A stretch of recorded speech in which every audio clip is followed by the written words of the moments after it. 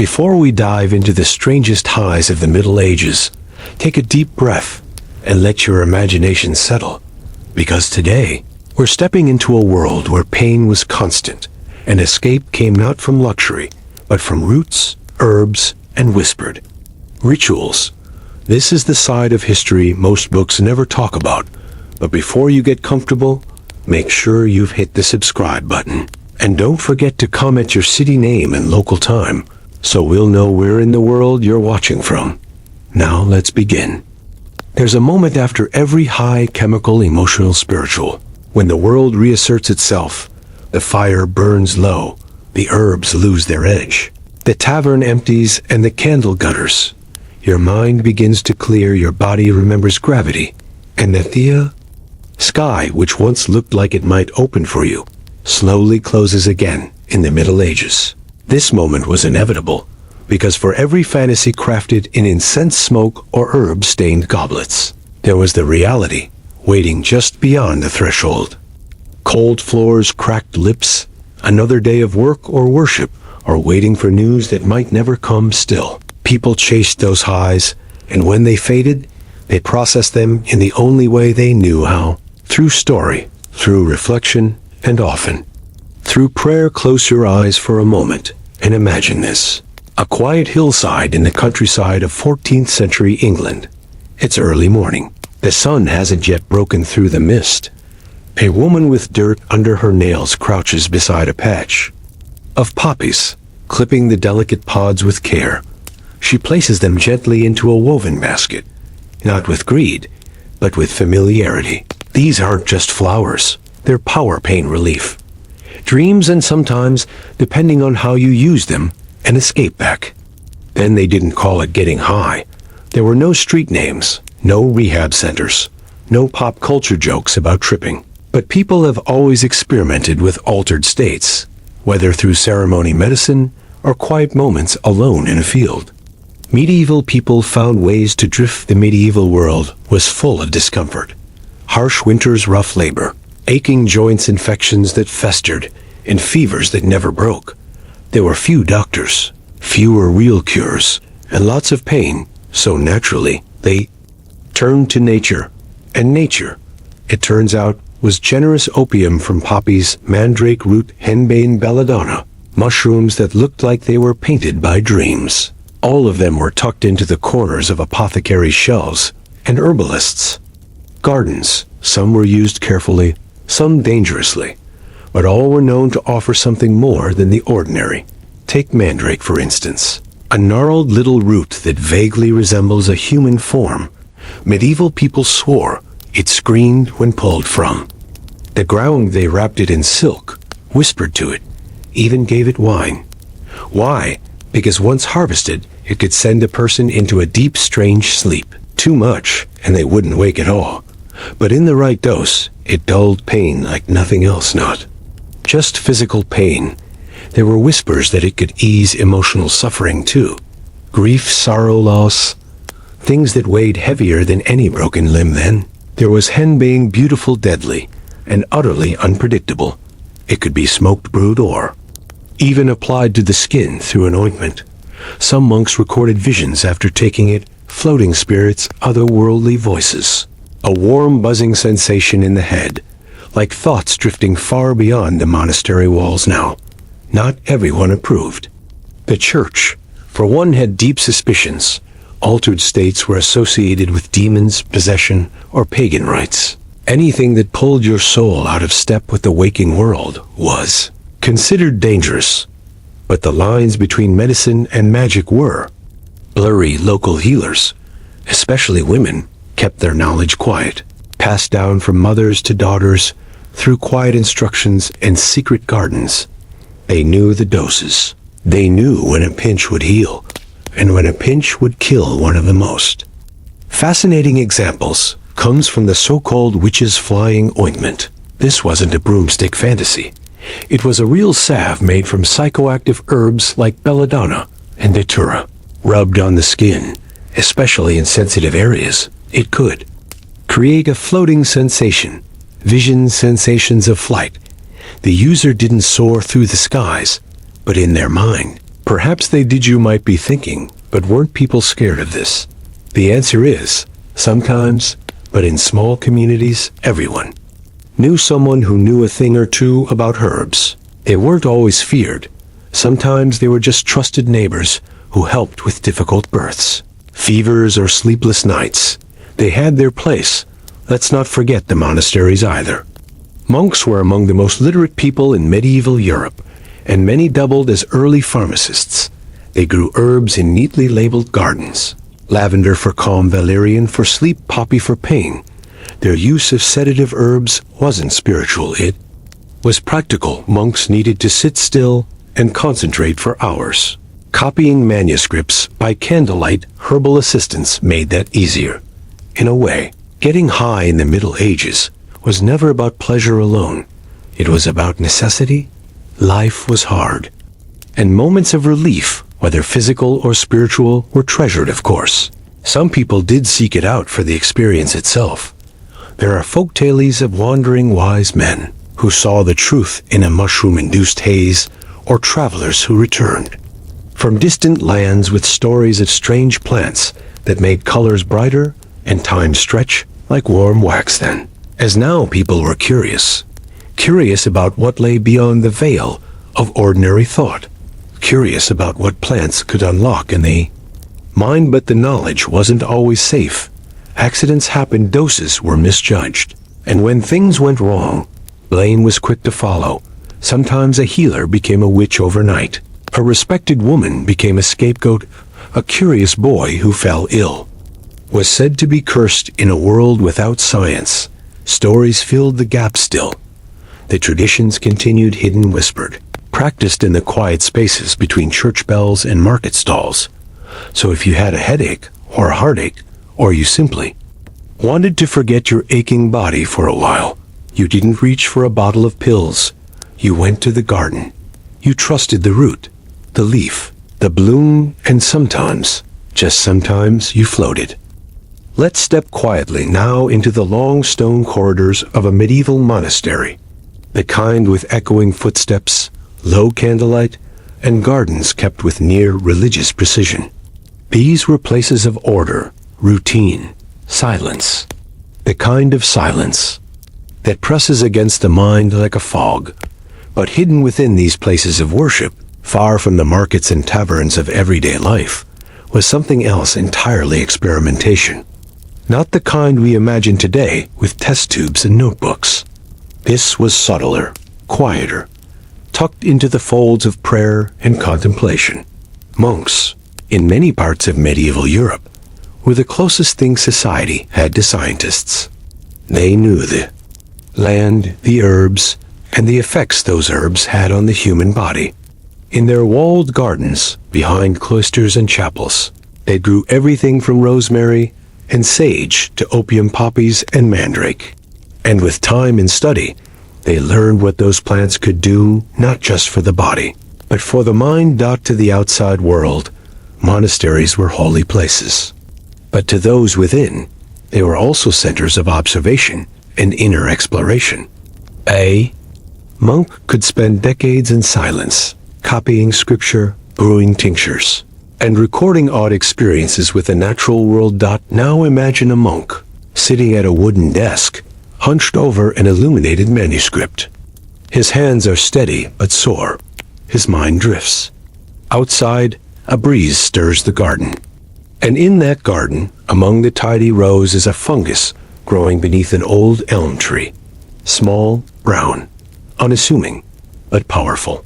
Some mushrooms weren't eaten for sustenance. They were taken in small amounts, sometimes dried, sometimes crushed, and steeped in warm water.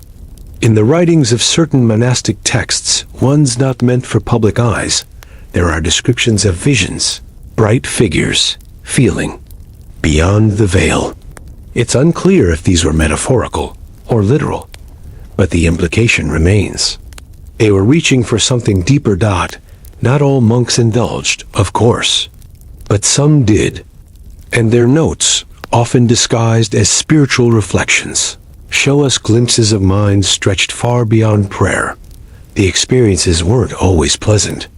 One monk in 13th century Germany wrote of a ringing in the ears that would not stop, followed by a sense of being watched by the wind. He recorded this in the margins of a medical herbal he had been copying. Was it hallucination or a divine moment? No one questioned it. That was the safety of religious life. A strange experience wasn't always blamed on the herbs. It could be chalked up to divine revelation, an angel passing by, a saint whispering wisdom. The line between hallucination and holiness was often blurred, but not all intoxicants were spiritual. Some were simply useful. In colder monasteries, monks might brew strong herbal ales with poppy seeds and valerian. The drink wasn't for celebration. It was to help the brothers sleep through freezing nights. A warm numbness that spread through the body, giving rest when thick robes and prayer weren't enough. And yet, even among the practical uses, there were quiet secrets. There were stories passed monk to monk, in whispers during confession or during evening walks in the garden. Tales of strange nights, of visions in the chapel, of hearing music when no choir sang. There's something poetic about it, really. These men, so devoted to silence, occasionally stepping beyond the bounds of waking life, seeking God not only through scripture, but through the mind's shifting landscape, not publicly, never in the open, but quietly, curiously. And then there were the anointing oils, mixtures of herbs, flowers, and animal fats. These weren't always for blessing. In some cases, they were rubbed into the skin to ease pain or induce relaxation. But depending on the recipe, they could do more than relax. They could bring on sleep so deep it felt like death, or dreams so vivid they lingered into morning prayers. These weren't mass-produced concoctions. Each monk had his own variation. One might include poppy and lavender, another wormwood and mugwort. The ingredients were measured not by science, but by experience. A pinch for rest, 2 for the dreams, 3 if the pain is louder than the bell, one anonymous monk scribbled in a back page. The church, officially, never condoned any of this. The sacred path was meant to be one of sobriety, clarity, and devotion. But monasteries were isolated, self-contained. The rules bent in private spaces. Even the music helped. Gregorian chants, echoing through candlelit halls, had a hypnotic quality. Combined with fasting, herbal tonics, and hours of silence, they created a mental state that bordered on trance. No need for mushrooms, some believed. The monastery itself was the altered state. Still, curiosity found its way in. Human nature is persistent like that, especially in those whose lives were devoted to questions with no answers. What is the soul? What lies beyond the senses? Can God be felt, not just prayed to? One story from a 12th century abbey describes a monk who took a mixture of henbane and mandrake while meditating in the garden. He claimed he spoke with a figure of light. His brothers dismissed him gently. He returned to his duties. But that same monk, later in life, wrote pages upon pages about light within darkness, and the song that speaks without sound. You can still read his texts today, cataloged under mystic philosophy. It's tempting to think of these experiments as dangerous or wrong. But the truth is, most of these monks weren't chasing pleasure. They were chasing insight, relief, peace, because, just like the peasants in the fields and the healers in the woods, they too knew suffering. Loneliness, doubt, pain. The body breaks down, even in holy places. And so they turned to what they had: plants, roots, brews, rituals. A blend of medicine and mystery. What's most remarkable, though, is how quiet it all was. No flamboyant rituals. No bright lights. Just a simple cup of tea. A mushroom crushed between stones. A root dried and folded into a robe. There were no labels for it. No words like psychedelic or trip. Only the silence. And whatever came after it thought, so the next time you picture a monk in his robes, pacing slowly across the stone courtyard, imagine also what he might have tucked in his sleeve. Not a relic, not a prayer, but a single dried flower, folded in parchment, known only to him. The forest was never just a place. It was a presence to medieval folk. It breathed and listened. It held shadows too thick to pierce and roots that twisted with secrets. It was in these woods, beyond the reach of bells and boundaries, that women gathered herbs, brewed potions, and sometimes became legends whispered behind hands. Witches now, forget the broomsticks and pointed hats. Those images came later. In the Middle Ages, the so-called witch was often just a woman with knowledge deep.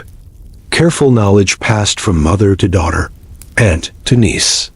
The kind of knowledge not written down, but remembered in fingertips and scent. She knew how much poppy milk could dull a toothache, how to steep valerian root for a baby's colic, how to grind henbane into a salve that would soothe aching joints or send a person somewhere elsewhere.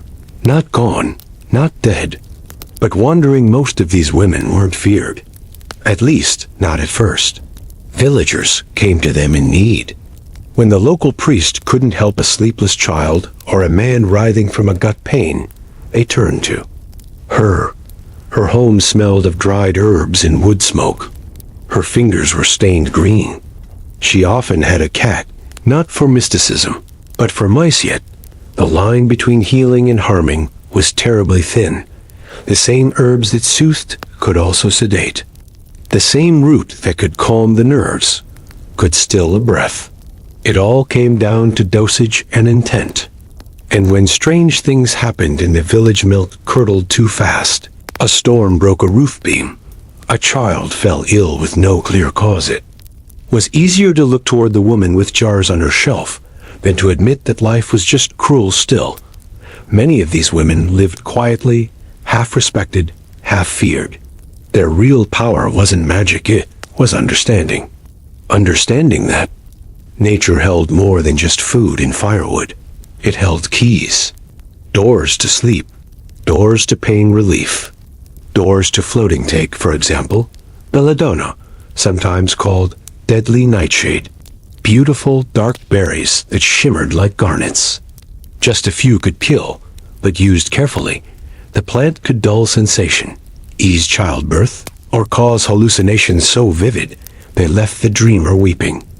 Women knew how to mash the berries into oil, rub it onto the skin, and wait. In certain traditions, they applied it not to the mouth or hands, but to softer, more absorbent areas of the body, hidden places. The mixture entered the bloodstream gently, bypassing the bitter taste and the gagging. What followed was often strange. Sensations of flying, of being weightless, of leaving the body entirely. It's from these effects that the stories of flying witches may have emerged. Women in deep trance, sprawled on dirt floors, murmuring as their minds soared. If someone saw them in that state, arms limp, lips parted, smiling in sleep, it wasn't hard to imagine flight. After all, no one wanted to believe a common woman could touch the sky without help from dark forces. But it wasn't demons.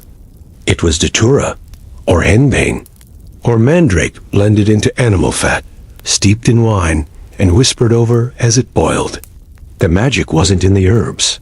It was in the careful mixing, the patience, the willingness to test something first on oneself before giving it to others. These women, often old, sometimes young, worked alone. They didn't take notes. They remembered the shape of a leaf, the color of a root's sap, the time of year to harvest.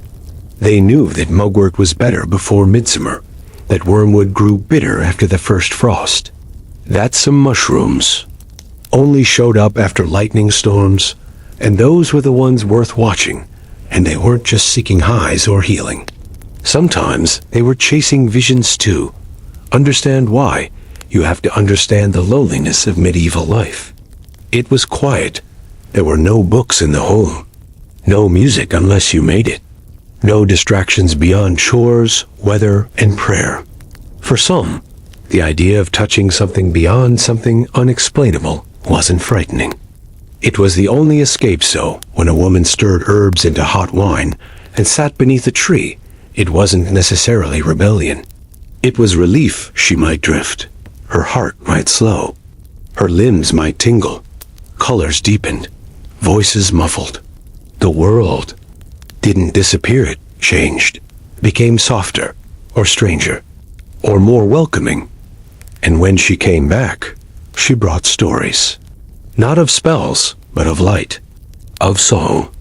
Of animals that spoke without sound. There are records, now buried in university archives, of trials where women confessed to dreaming the truth. They spoke of floating above their villages, of speaking with the dead, of being guided by a fox through a forest where the moon never set. The judges, of course, called it devilry, but when you read their words slowly, they sound more like dreams, or the hazy recollection of a fevered sleep. Not wicked, just. Other herbs they used weren't illegal. They grew everywhere. In gardens. In the cracks of stone walls. The danger wasn't the plant. It was the fear inspired in others, that fear would grow, of course. Over time, what began as whispered knowledge would be twisted into witch hunts and bonfires.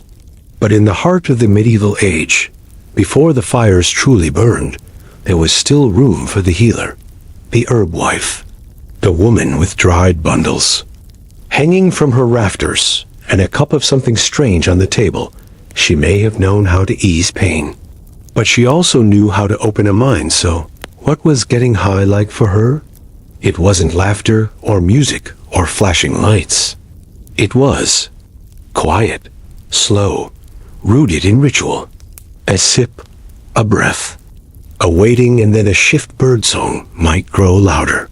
Her own heartbeat might feel distant. The forest floor beneath her would soften into moss, even if it was just packed dirt. Thoughts slowed, then drifted, then unraveled into something new. There was no shame in this, not yet. It was part of life, of care, of connection. An understanding that sometimes the mind needed to go somewhere else to come back whole. Not every journey was safe. Some never returned. Some saw things that left them shaken. Some found relief.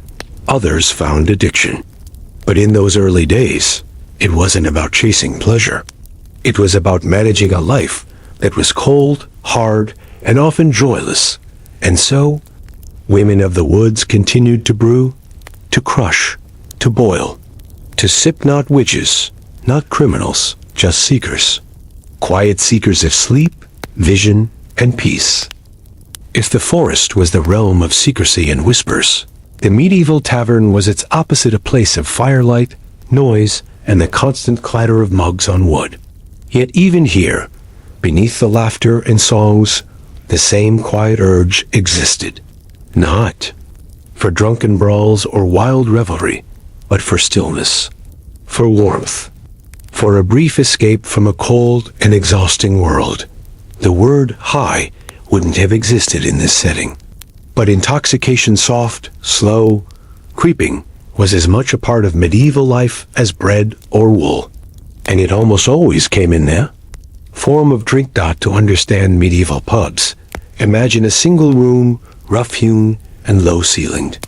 Smoke curls in the air from a hearth that rarely stops burning. Benches line the walls. A dog sleeps near someone's boots. The ale flows freely, because water, more often than not, was unsafe to drink. People of all classes and ages drank. Children, even. The ale was weaker than modern beer, what we'd call small beer, but it did enough. It took the edge off the chill. It dulled the ache in your shoulders. It made long hours of silence a little easier. And it wasn't just ale. There were meads honeyed and rich. Wines, if you were lucky. Ciders made from bruised apples gathered off the ground, sometimes infused with herbs. Wormwood, thyme, mugwort. Not for flavor, But for effect, the line between food and medicine was blurry, and the line between medicine and something else, even more so. In these taverns, few people set out to get drunk. Life was too hard, too tiring. Most patrons weren't celebrating, they were enduring. And a few warm mugs helped. Still, intoxication arrived. It wasn't the roaring kind. Not usually. It was the gradual slide. Words grew slower. Eyes unfocused. The worries of the day, of the land and the taxes and the looming winter, receded just a little. You didn't dance or sing. You just settled. Sometimes that was enough. A few cups of strong mead, especially the herbal kind, could do more than make a man sleepy. It could make the tavern flicker at the edges. Time might stretch. Candles might seem too bright. A voice could echo more than it should. These were simple hallucinations. Nothing terrifying. Nothing wild. Just the result of poor measurements and heavy pours. It wasn't intentional, but it wasn't unwelcome either. Most patrons wouldn't complain about strange dreams or lost time. They'd simply grunt, wrap their cloak tighter, and stumble into the night, thinking only of the warmth they carried with them. There were also more focused drinks, things given to the ill or the grieving. Concoctions with roots steeped overnight, mixed with beer or cider to mask the bitterness. These could be stronger than expected. Some caused sleep so deep, a man might not wake until the following evening. Others stirred odd visions, dreams of animals speaking, of old memories unschooling out of order. In small villages, every tavern keeper had their own blend. A little more thyme for headaches, a touch of heather for melancholy, a few drops of opium tincture, if it could be gotten, to quiet a scream or a sob. Most of this wasn't written down. It was remembered, the way recipes were. You learned by watching, by tasting, by trusting your hands. And the hands belonged to women as often as men. While we often picture barkeeps as burly men with aprons and red noses, many medieval pubs were run by widows or matriarchs. Women who knew how to stretch a cask, how to mix a tonic that soothed the lungs, how to tell when a man was about to fall off his bench. They knew their customers. They knew their herbs. They understood that sometimes a night's peace required more than just ale. It required care. And so, under the guise of just a drink, more happened. A boy mourning a lost father might be given a mug laced with valerian and told to sip. Slowly, a woman plagued by night terrors might receive something stronger, something with poppy. No one called it medicine. It was just what you were served. And while there were always those who drank too much, who shouted, who grew violent, most tavern-goers weren't chasing that. They weren't chasing anything, really. They were trying to soften the sharpness of life, trying to find, if only for an hour, a place where the air was warm and the walls didn't lean in so heavily. In towns, the drinking culture grew more elaborate. There were inns with private rooms, where merchants drank strong wines and tinctures before bed to help with the long road ahead. Some even carried their own blends, small vials of bitters, drops of resin steeped in alcohol, herbs from distant lands brought in by sailors and travelers. You might hear a merchant murmur about a plant he saw in the east that made the world bend sideways, or a sailor describe a root that caused days of sleep. Most were exaggerations, but not all. There were even traveling ale doctors, men and women, who carried barrels of healing beer with them from village to village. Most of it was just spiced and stronger than usual, but some contained more.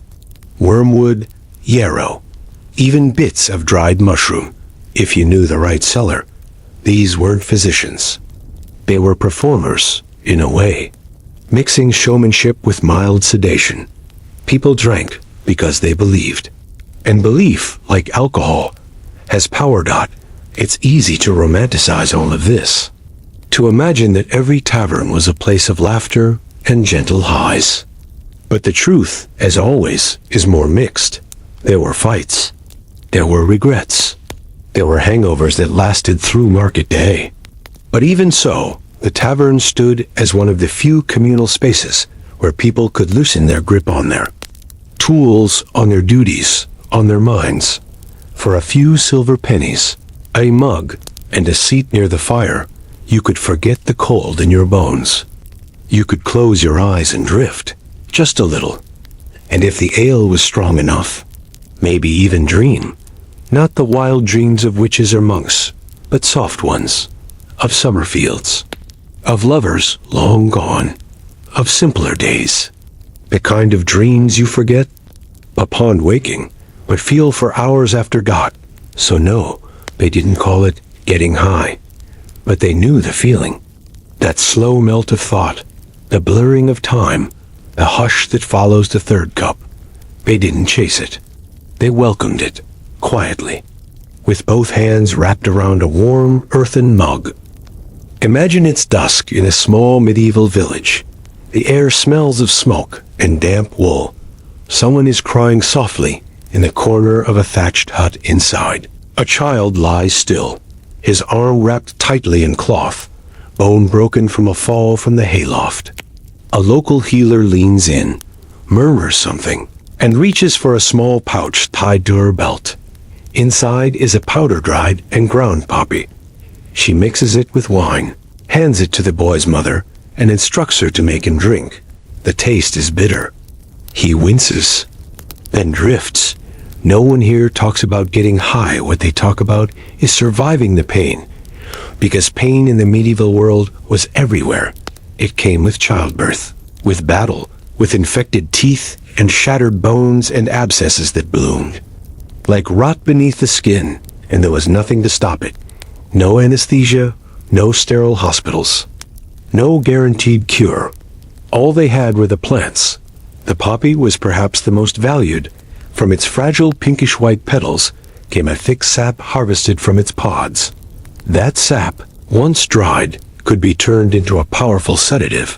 It was given to those in agony, the dying, or anyone who simply needed to forget the sensation of being inside a damaged body.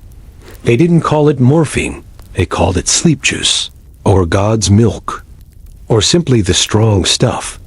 It didn't heal, but it made the waiting easier. Sometimes it was administered by midwives during difficult births. A cloth soaked in tincture, held beneath the nose. Other times, it was slipped into ale by desperate family members watching someone writhe from an infection that had no name and no cure. It wasn't science, it was survival. Then there was mandrake, feared and revered in equal measure. The root, when prepared correctly, could knock a man unconscious. It made it useful, especially during amputations or tooth extractions, not always available. But when it was, it could dull the worst moments. Of the worst day of your life, the process wasn't graceful.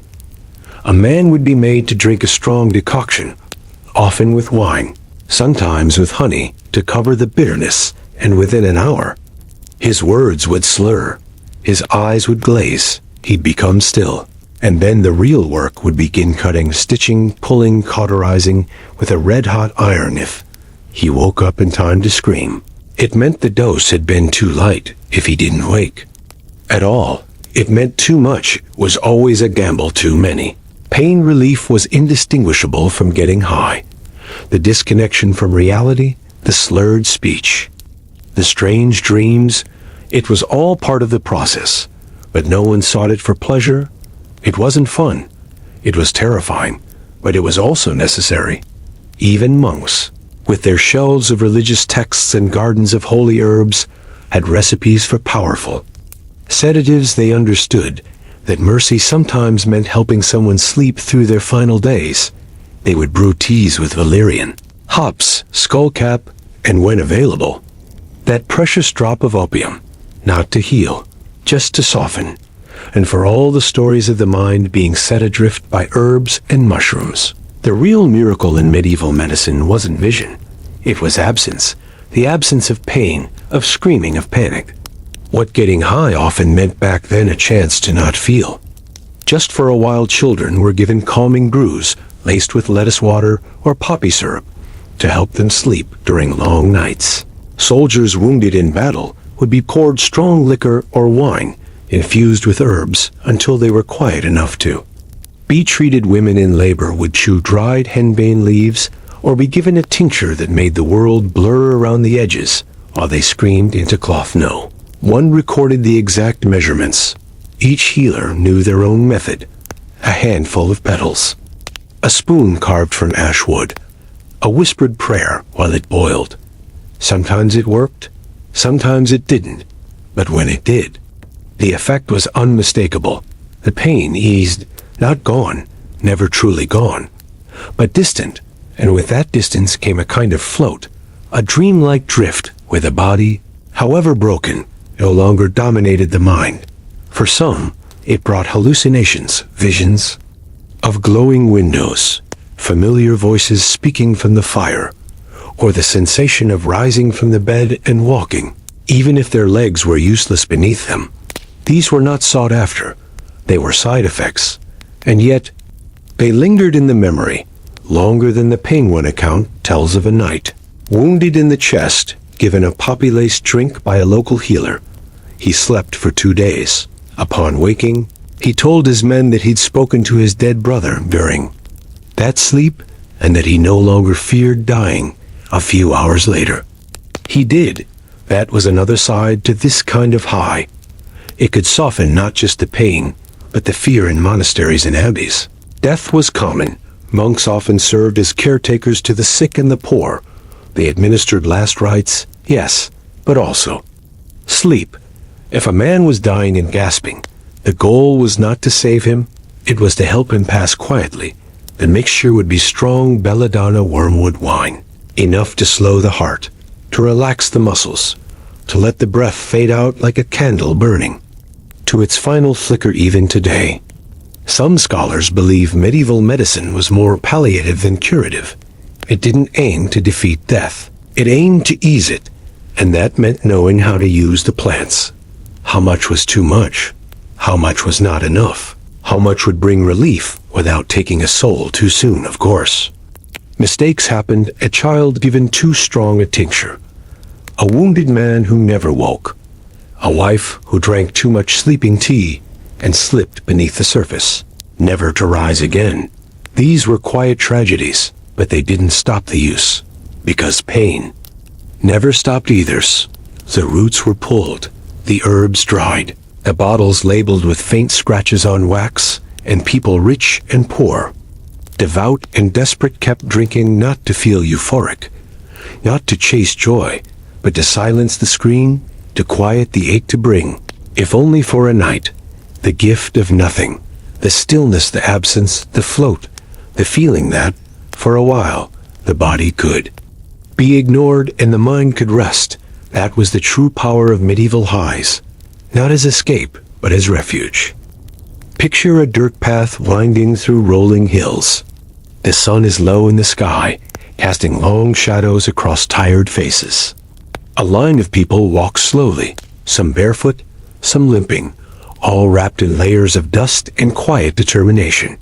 These are pilgrims, and they are chasing healing, not in the form of medicine, but in the form of miracles.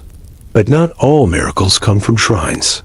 Some come from small vials tucked deep in worn satchels, potions, brews, herbs wrapped in cloth. In the great journey for spiritual salvation, medieval pilgrims also carried with them the secret hope for physical relief from pain, exhaustion, and the weariness that settles deep into the bones after weeks or months on foot. The medieval pilgrimage was never just a spiritual act. It was also a kind of medicine. The poor went in search of blessings. The sick went in search of healing. And the desperate went because nothing else had worked. But make no mistake, these were not cheerful journeys. Pilgrimages were long, grueling, and often dangerous. Bandits, illness, blisters, starvation, these were the common companions of the road.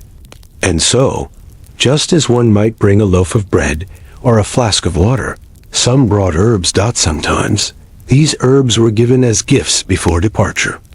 A village healer might press a packet of dried poppy petals into a mother's hand and tell her to brew them if her child wept from fever during the journey. Or a monk might slip a little vial of valerian into a pilgrim's pouch, instructing him to use it if sleep became impossible. Other times, pilgrims traded for these substances along the way. At crossroads, at shrines, in the bustling inns just outside city walls, one might find merchants selling pilgrims' tonics. These were mixtures of whatever the seller could gather: wormwood, anise, thyme, sometimes opium dissolved in honeyed wine. The promise was always the same.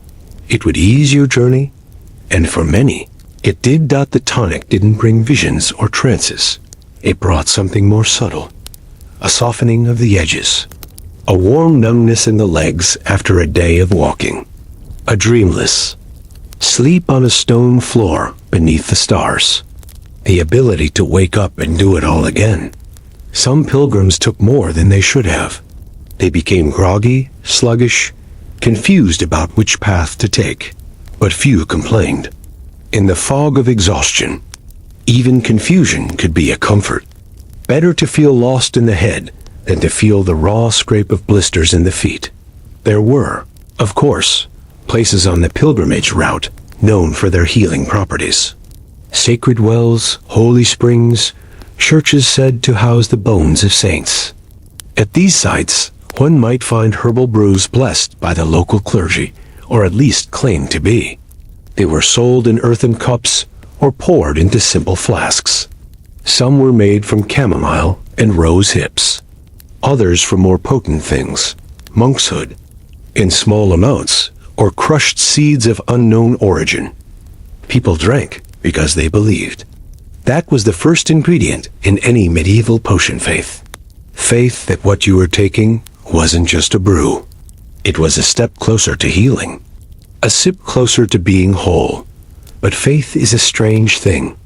It mingles easily with chemicals.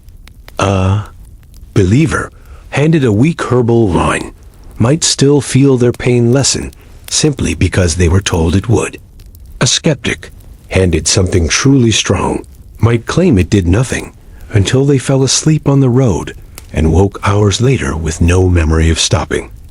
And sometimes, getting high wasn't about substances at all. It was about the journey itself. Imagine walking hundreds of miles on aching legs, your body pushed beyond its usual limits. You eat little. You sleep less. You pray constantly, speak seldom. The repetition becomes hypnotic. The chant of your thoughts, the sound of your feet against the road, the pressure of the sky above you, it becomes a kind of trance. Many pilgrims reported moments of euphoria, of weeping for no reason, of laughing beneath the stars. Not because of a herb or a drink, but because the body had entered a state of physical exhaustion so intense that it unlocked something else, something strange, something floaty. And then there were the holy highs, moments of revelation. At the shrine itself, you'd arrive, feet bleeding, back burning, half delirious. You'd kneel before a relic said to heal the incurable. And sometimes, in that moment of surrender, something did happen. A warmth in the chest, a ringing in the ears, a vision of light or voices. Was it God? Or was it the body giving in? Some said they were healed. Others simply wept, then turned around and walked home again, a little lighter than before. But for those who couldn't find relief at the shrine, the potions remained at inns along the route, especially those closest to the biggest shrines like Canterbury or Santiago. There were vendors who specialized in aftercare. They sold thick herbal pastes for aching joints, pillows stuffed with calming herbs, and more mysterious items, too, candied seeds that dulled the mind, tiny scrolls wrapped around poppy seeds soaked in wine, or dark-colored sweets that were said to bring rest even to the cursed. Some of these were scams, of course, placebos, but others had real effects. Pilgrims would rest with strange dreams, wake with dry mouths and clearer eyes. They would speak of feeling lighter, not healed, perhaps, but changed. The most dedicated pilgrims would take these remedies home. They'd dry more herbs along the way, learn the recipes from foreign healers, and begin mixing their own blends. Sometimes, these homemade brews became the new family cure. Other times, they became something else, entirely a quiet ritual, done in secret when life grew too heavy again. One account, written in the margins of a 14th century psalter, tells of a woman who went on pilgrimage to France, seeking healing for chronic pain. She returned with a vial of what she called blessed sleep. Her family believed it was holy water. She knew better. It was poppy extract, sweetened and infused with fennel. She used it sparingly, only when the nights became unbearable. She lived well into her 60s, unusual for the time, and left behind a journal filled with careful measurements and botanical sketches. In this way, the pilgrimage became not just a journey toward God, but toward understanding. Understanding the body, the mind, what hurts, what helps, and how small things, plants, roots, moments of quiet, could carry the weight of hope. Not everyone found a miracle, but many found something else, relief, in the form of a drink, a tea, a pouch of dried petals tied with string. The scent of it would linger long after the road was behind them. And when pain returned, as it always did, they would reach for that little bundle, sip the bitter brew, close their eyes, and float, not to escape, but to endure. Because in the end, getting high in the medieval world wasn't about leaving life. It was about surviving it. Within the cold stone walls of medieval castles, beneath tapestries and chandeliers, the noble class suffered their own quiet aches. They didn't walk pilgrimages or plow fields. Their clothes were finer, their food richer, their beds softer. But their lives were not free of pain, boredom, or the gnawing toll of age and excess. And unlike the peasants or pilgrims, nobles had access to the best of everything, including the most potent remedies. Among medieval royalty and aristocracy, the boundary between medicine, recreation, and indulgence was blurry. Some drank infusions to ease a headache. Some sipped concoctions to help them sleep. Others took things simply because they liked how it felt when the room got just a little quieter, a little warmer, a little less real. You wouldn't hear the word addiction. Not yet. But you would hear other phrases. His lordship requires his night draft, or the lady takes her comfort tincture before Mass. These phrases wrapped the behavior in silk and gold. But the truth was simpler. Nobles got high too, only with better ingredients and better excuses. Let's begin with laudanum, a blend of alcohol and opium that would eventually sweep through Europe in future centuries. Its earliest roots, though, stretch back to medieval apothecaries serving noble courts. The recipes varied, but the essentials were the same. Strong wine infused with poppy, mixed with herbs like saffron, clove, or cinnamon for taste and extra warmth. It was offered as a sleep aid, a painkiller, and a general tonic for the humors. A noblewoman might sip a thimbleful before bed to ease menstrual cramps. A baron might down a goblet after a hunting accident. An aging king, his joints inflamed from gout, might take several doses a day, wrapped in velvet spoon fed by a servant, his eyes distant as a fire crackled at his feet. Of course, they didn't call it getting high. That was far too crass. Among nobility, this was taking one's apothecary draft. The effects slowed thoughts, dulled pain. Heavy-lidded euphoria were not discussed in public. They were simply understood if a lady's laughter lasted too long, or if a knight stared at the wall through dinner. No one commented. It was impolite to notice. Some nobles grew fond of these tonics. Very fond. In court records and family letters, we find hints, mentions of lords who could not rise from bed without their cordial, of duchesses who insisted on blue tea, brewed just so, often a blend of blue poppy petals and mint steeped in hot wine. Of sons and daughters sent away to monasteries to recover their nerves, though what they were really recovering from was withdrawal. There, wealth allowed them to pursue stronger substances with fewer consequences. Imported resins, dried petals from the East, spices not for flavor, but for trance. The Crusades had opened doors to new plants and powders, some medicinal, some mysterious. Frankincense and myrrh were common in churches, but in smaller quantities mixed with wine. They could produce a gentle. High nobles experimented behind locked doors in private chambers where only trusted servants entered. There were small glass bottles etched with initials, a wooden chest of salves, silver cups with residue at the bottom, an herbalist on call, sworn to secrecy, and the reasons weren't always medical. Sometimes it was boredom. Royal life could be crushingly dull. Ceremonies, etiquette, long days without purpose beyond presence. Nobles weren't farming or crafting or building. They were existing, ornamentally. And so they turned inward. They they wrote poems, they drank strange mixtures, and stared into the fire there. That's a letter from a 14th century Italian nobleman who wrote of dreaming while waking, thanks to a powdered blend gifted by a Persian trader. He claimed it opened his mind like a window flung wide, and that for a few blessed hours, he no longer cared about alliances, border disputes, or court drama. He begged his apothecary to find more. Then there were the perfumes. Yes, perfumes that acted as delivery systems for certain substances, oils infused with herbs and resins that, when applied to the temples or beneath the nose, could alter the mind. Mild but noticeable royalty loved these because they were discreet. No bitter tea, no suspicious wine, just a dab on silk gloves or a drop behind the ear. And let's not forget mandrake, which was as popular in castles as in cottages. Nobles didn't dig it up themselves, of course. They sent servants, sometimes paying handsomely for well-shaped roots, especially those that looked vaguely human.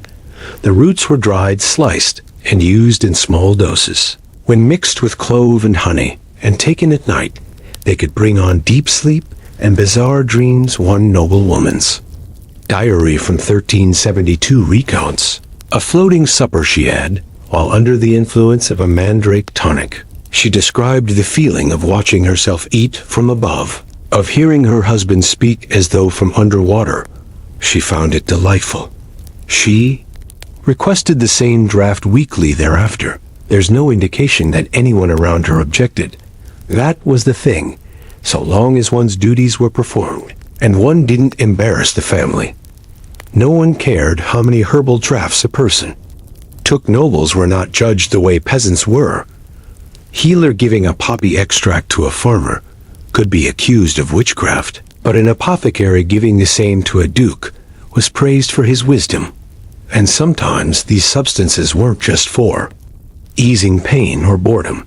Sometimes they were used for control. It wasn't uncommon for a noblewoman to be given calming tonics during fits of hysteria. Real or perceived, a child too energetic might be dosed with sleep syrup laced with anise and poppy. An unruly noble brother prone to tantrums or violent moods might find himself gently sedated for the sake of dinner diplomacy. Oh, one spoke of it directly. It was called treatment, a precaution, a mild adjustment of humors. But in truth, these were chemical leashes, quiet ways to keep people compliant.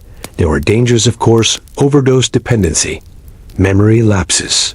One queen was known to sleep for days at a time, so deep in her herbal dreams that the court grew paranoid and replaced her servants. A young prince once vomited black bile after drinking a poorly made Valyrian wormwood wine intended to calm his nerves. The records say he recovered, but some whisper he was never quite the same afterward. Still, the practice continued, because pain is pain, whether you wear velvet or sackcloth, and longing for escape, for silence, for peace doesn't care about status. Nobles, with their gold and gardens and glass, had the means to chase comfort in ways the poor could not, but the feeling itself, need to disconnect from the relentless press of reality that was universal.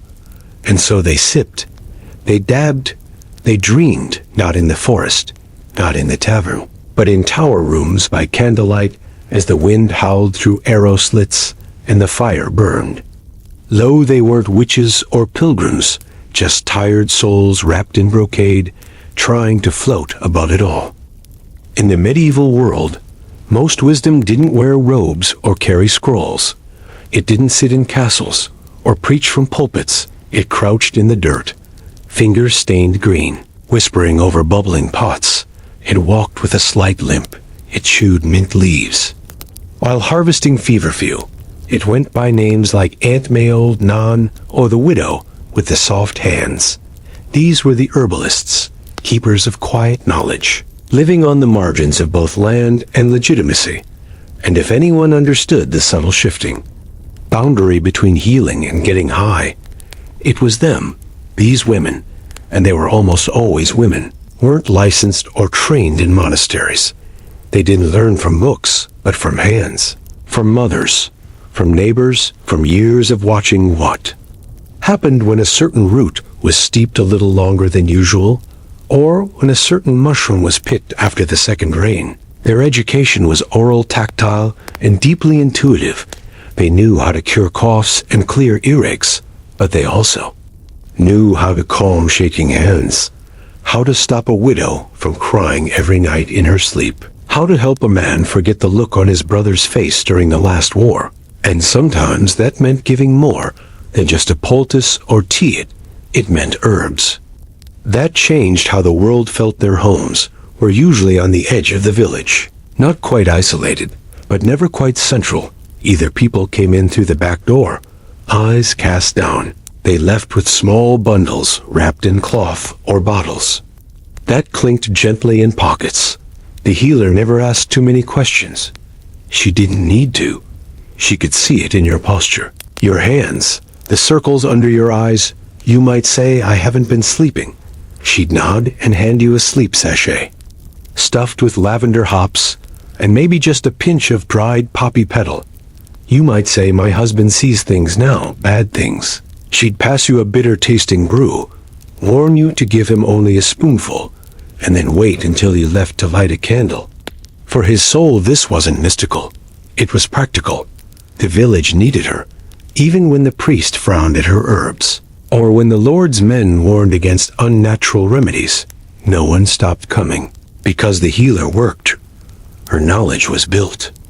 Over decades, she knew how to prepare valerian so it didn't cause stomach upset. She knew that henbane should never be taken on an empty stomach. She had tried most things on herself first, out of curiosity or caution or necessity, and like the monks in their libraries or the nobles with their locked chests of imported powders, these healers also knew how to induce escape, not in excess, not with flashing lights or wild behavior, but with control, a soft loosening of the tongue, a gentle tilt. Reality, a medicine that wasn't always for the body. One of the most common things requested in secret was dream tea. Dream tea was never one recipe. It changed from healer to healer, village to village, but it always had the same purpose: to quiet the mind. Sometimes it was used to inspire visions, sometimes simply to help someone forget. A common blend might include blue vervain, dried mugwort, chamomile, and crushed poppy seeds. The result, a bitter cup that made your arms heavy, your eyes slow, too close, and your dreams vivid.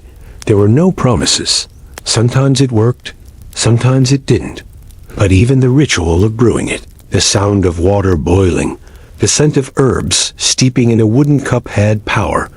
In a world of harsh light and harsher sounds, anything that created quiet was sacred. Herbalists understood this. They knew, too, that not all healing was meant for daylight. Some clients came at night. The man whose daughter had died last spring and still hadn't spoken, the woman who stopped eating after her husband was taken in a land dispute. They would sit near the fire, accept a warm mug, and sometimes cry, not because the tea made them weep, but because someone finally let them in these moments. The healer wasn't a doctor. She was a witness, and she knew that a small dose of the right herb could open the door, not to joy, but to stillness. Stillness was the goal, not euphoria, not visions, just a moment where the buzzing stopped. But knowledge like this came with risk. Healers were both needed and feared. If too many people felt better after visiting them, the church got nervous. If a noble's child died despite a healer's care, it could be blamed on unnatural meddling. If a woman used herbs to dull her pain during childbirth and didn't cry out, people whispered. Whispers could become accusations, and accusations in time became trials. This is how many healers, especially in later centuries, found themselves caught in the crossfire of medicine, magic, and misunderstanding. Their work wasn't always appreciated. Their patients didn't always speak up for them. But even in the face of fear, the work continued, because people still hurt, and the healer still knew how to help. She understood, for example, that smoke could heal. Not just drink burning dried herbs like rosemary or sage. Wasn't just for scent. It created a calming space. A room filled with mugwort smoke could ease headaches. A corner filled with crushed lavender slowed the heart rate for those too tense to sleep. This mattered. She also knew how to rub pain away. Salves made with henbane and pig fat oils infused with arnica. These weren't applied to cure, but to quiet. A woman with arthritis might spend her final years in less pain because a healer's hands remembered the right recipe. And maybe if that woman fell asleep, smiling instead of grimacing, wasn't that a kind of high? Healer's understanding was not based on chemistry. It was based on patterns. What helped? What didn't? What turned a scream into a sigh? Some people feared her knowledge. Others depended on it. Most felt both, but always in the margins. She worked. She passed down recipes to apprentices.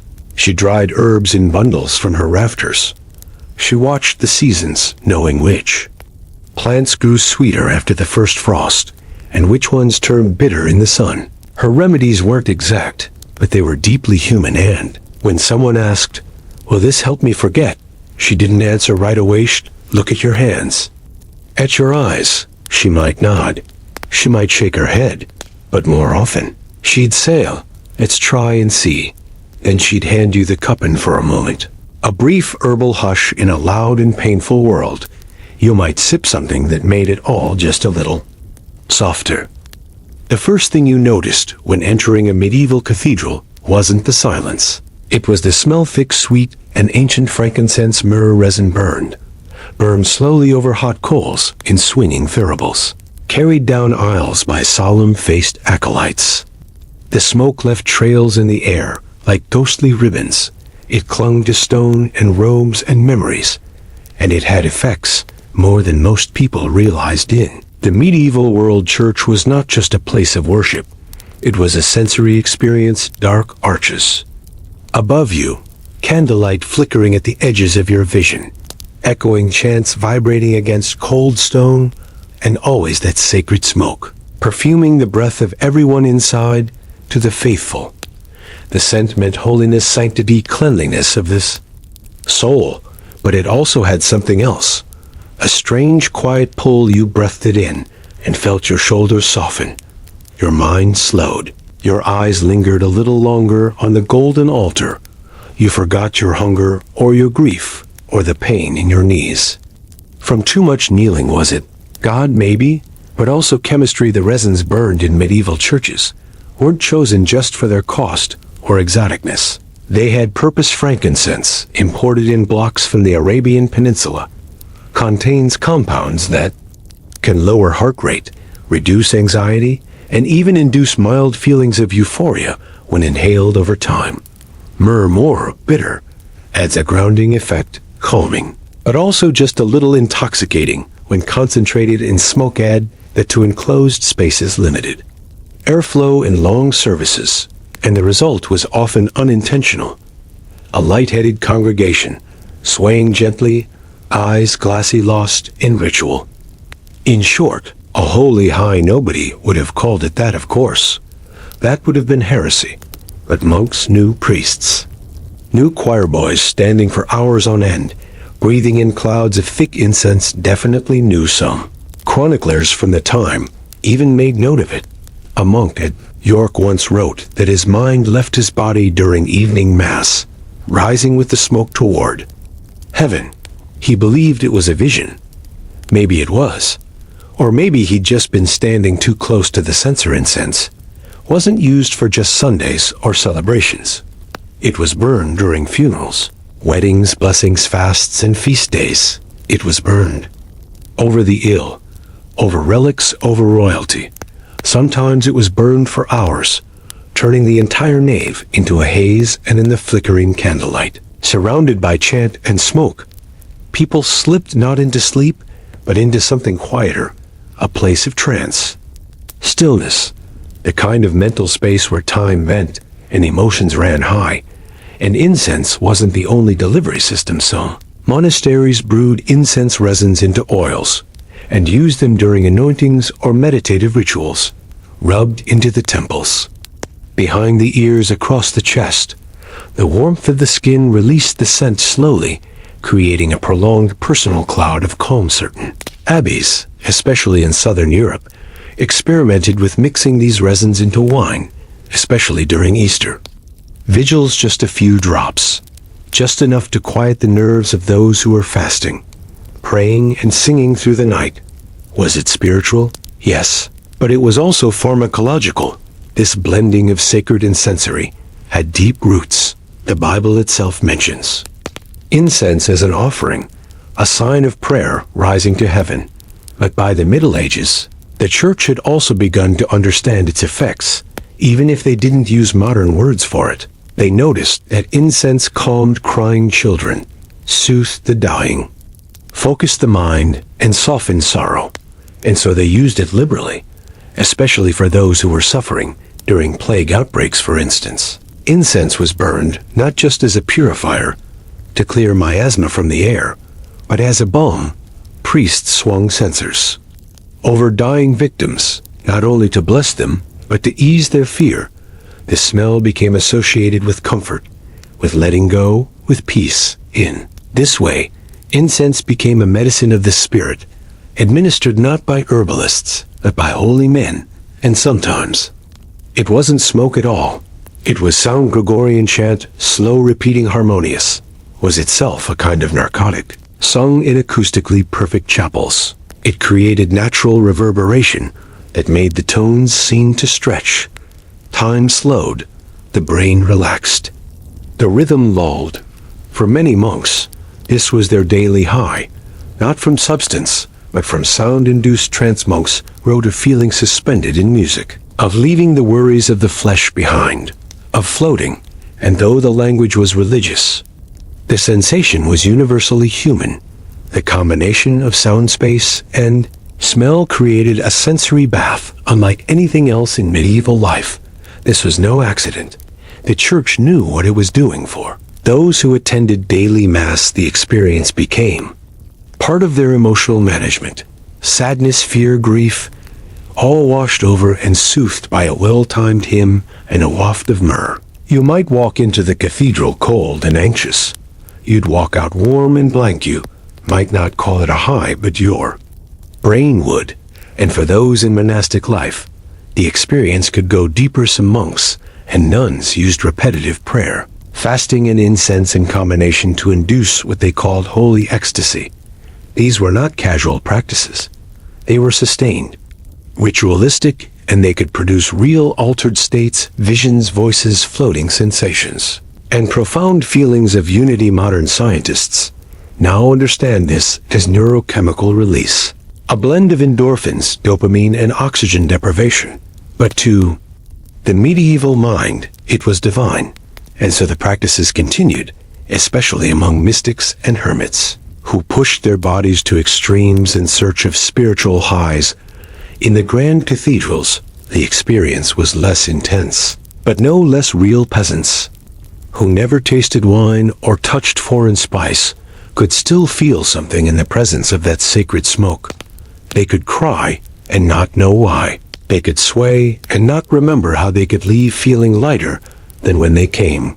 In a world full of noise and dirt and death. The cathedral was one of the few places where the air smelled clean, the light felt soft, and the heart was allowed to beat a little slower, and, whether it was faith or frankincense, or both, the people came back again.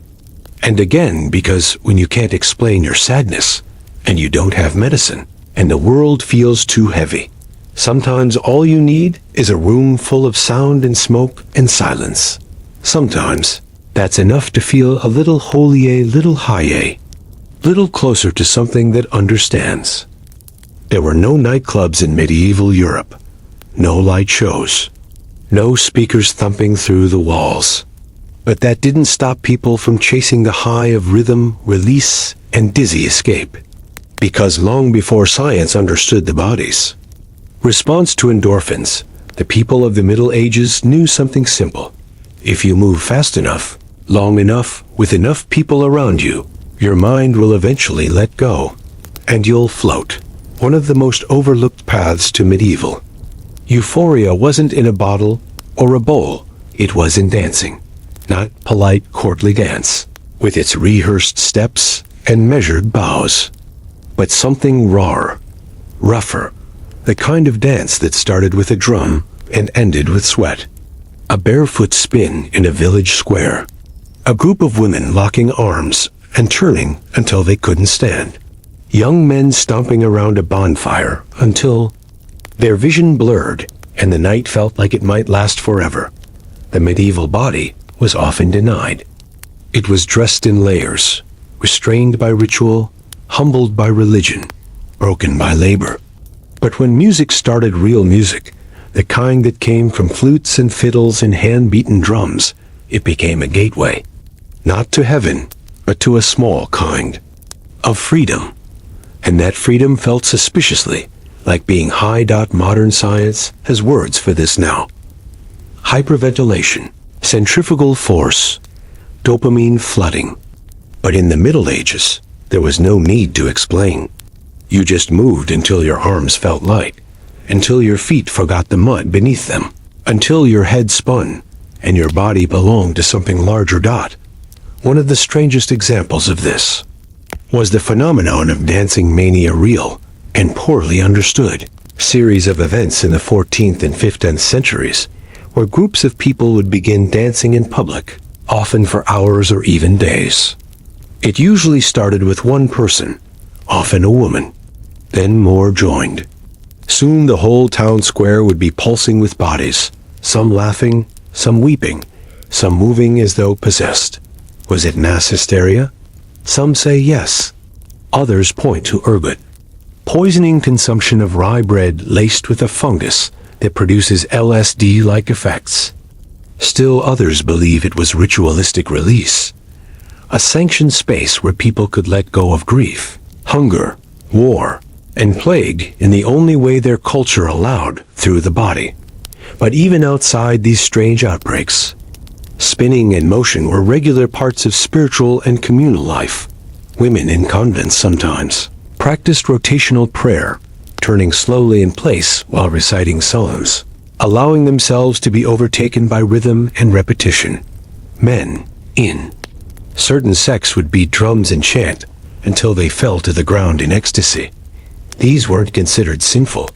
They were seen as ways to leave behind the thinking mind and enter something purer. A kind of trance. A sacred stillness reached through movement. But even in more humble settings, the pursuit of dizziness was common. Children spun themselves dizzy just to feel it. Farmhands danced after harvest to forget the ache in their backs. Lovers held hands and ran in circles under the moonlight, laughing until they collapsed in the grass, breathless and strange. There was no language for this euphoria, but there was certainly a need for it, because life in the Middle Ages was rigid, defined by roles, controlled by religion, marked by death. Most people had no power, no privacy, no margin for mistakes. But inside a dance, or in a field at dusk, you could spin until you couldn't remember who you were supposed to be.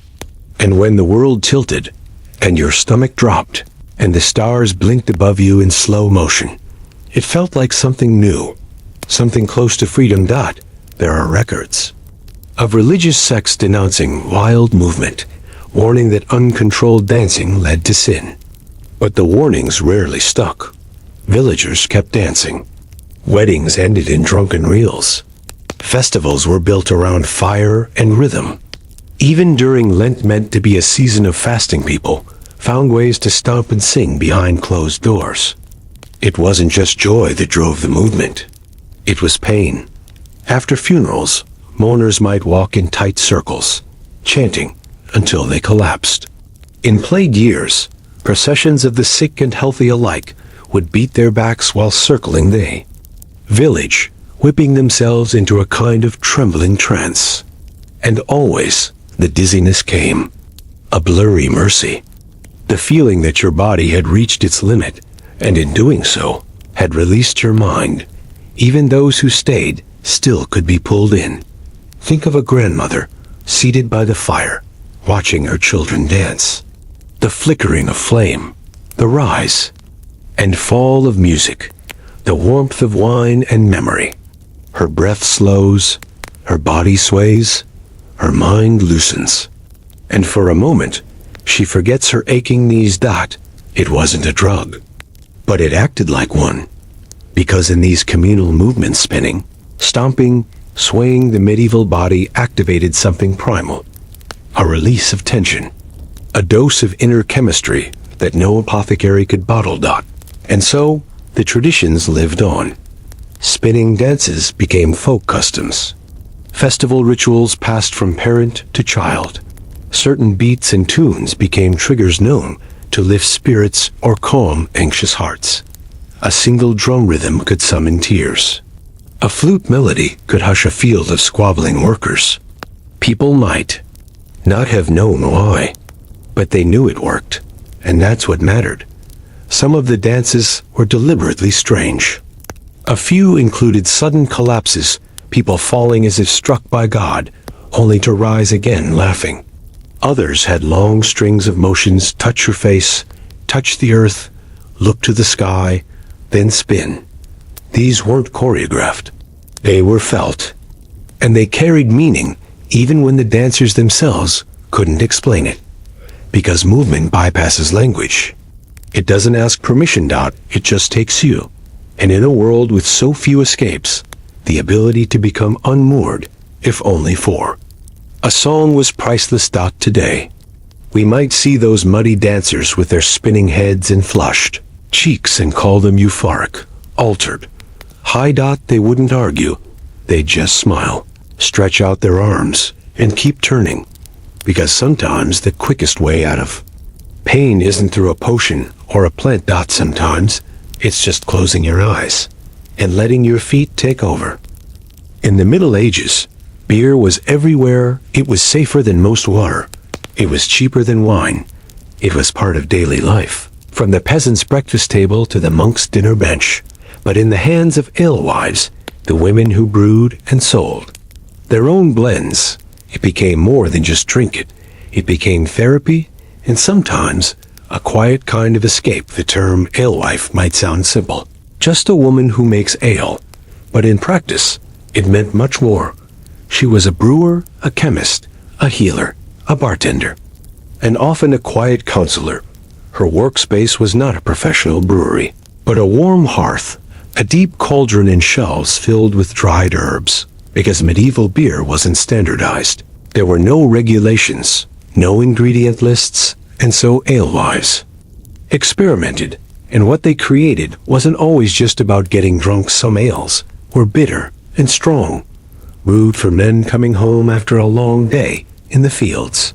Others were sweet and light, served to children or elders, and some were laced intentionally with herbs that did more than quench thirst.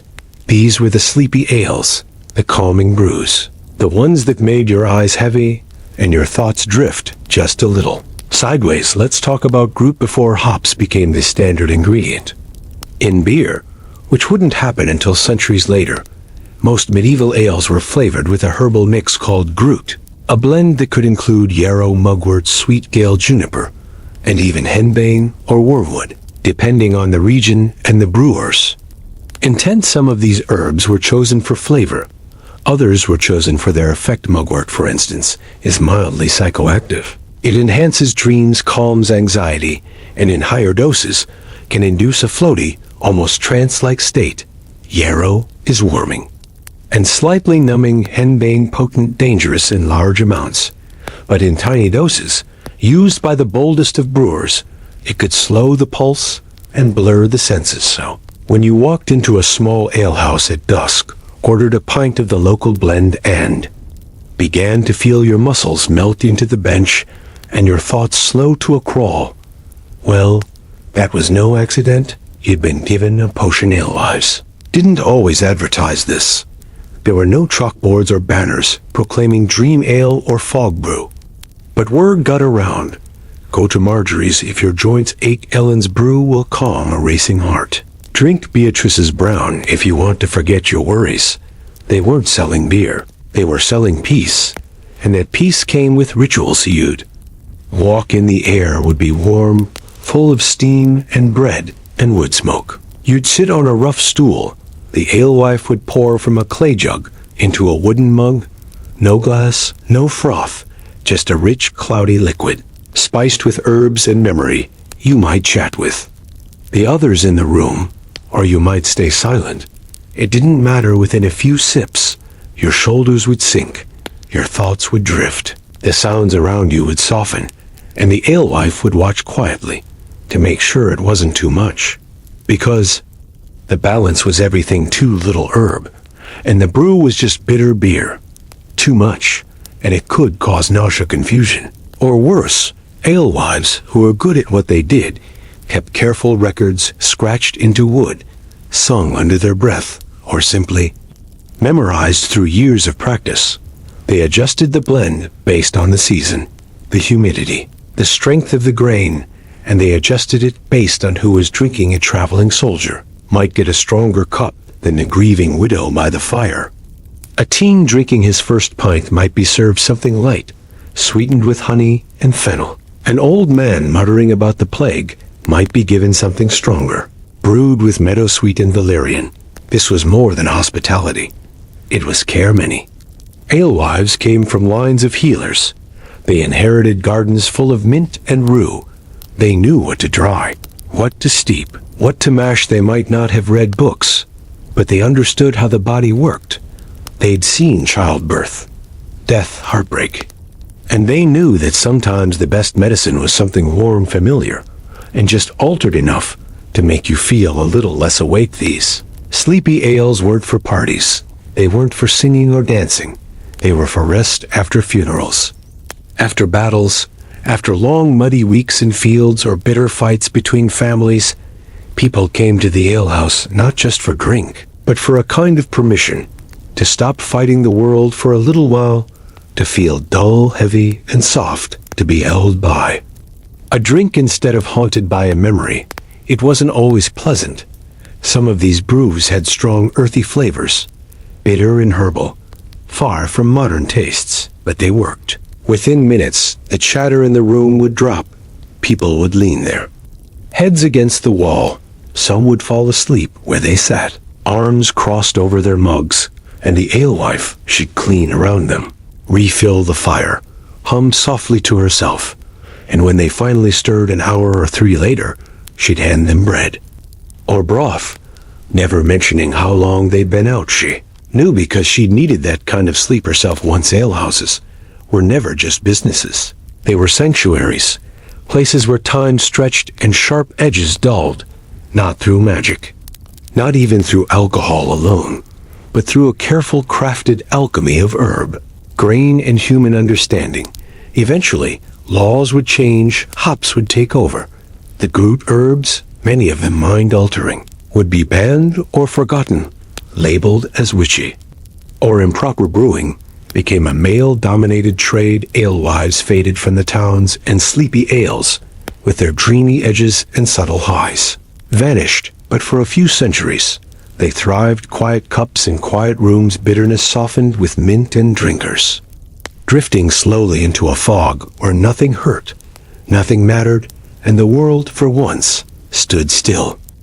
In a world divided by class, conflict, and chaos, the medieval monastery stood apart, a place of silence, stillness, and structure. Behind its thick walls, monks and nuns pursued a life of devotion, rising before dawn, praying by candlelight, copying manuscripts, and tending the gardens that were more pharmacy than farm. And in the cool, dark corners of those monasteries, something brewed, not just beer, not just medicine, but something in between, a drink for the body and soul, crafted with ritual, intention, and a surprisingly deep understanding of plants that could change how a person felt, slept, and sometimes drifted just a little above the ordinary. While alewives served the villagers, monks brewed for themselves, their guests, and the occasional traveler seeking spiritual or physical refuge. These weren't tavern drinks. They were sacramental, even when not used in formal rites. A monk's cup of ale or herbal wine wasn't just refreshment. It was part of his spiritual routine, as important as prayer or chant. But here's the quiet secret. Monks were some of the best brewers in all of Europe. Their knowledge of herbs, fermentation, and timing was unmatched. And though they rarely spoke of it in direct terms, their brews were often designed to soothe, sedate, or elevate the drinker. Take, for instance, the monastic herbal wine, made. By steeping herbs in strong red or white wine, these infusions were used for everything from sleep troubles to melancholy. A typical recipe might include chamomile, sage, rosemary, and sometimes even opium poppy or mandrake root, used carefully, in quantities measured not by scales, but by centuries of practice. These wines were sipped at evening prayer, or after long fasts. They calmed the nerves, they softened the mind. They allowed the monks to enter a contemplative state more easily. The body relaxed, the thoughts slowed. The prayers became less about the words and more about the silence between them. Not every monk understood the effect in modern terms, but they knew it worked. They called it stilling the flesh. They also made herbal beer, using root blends similar to the alewives, but with their own twists. Monasteries often grew their own herbs, including lemon balm, valerian, angelica, and sweet woodruff. These weren't just for flavor. They were for mood. Lemon balm lifted the spirits. Valerian encouraged deep sleep. Angelica calmed the stomach and the soul. A tired, anxious monk who drank this after evening chores might find himself suddenly peacefully drowsy, not drunk, just gently removed from worry. The body became heavy, the world quieter. In a place where distraction was seen as a barrier to God, this kind of clarity achieved through herbs and brew was welcomed. Even the famous Trappist beers, still made today, have roots in this older tradition. Strong, rich, and meant to be sipped slowly.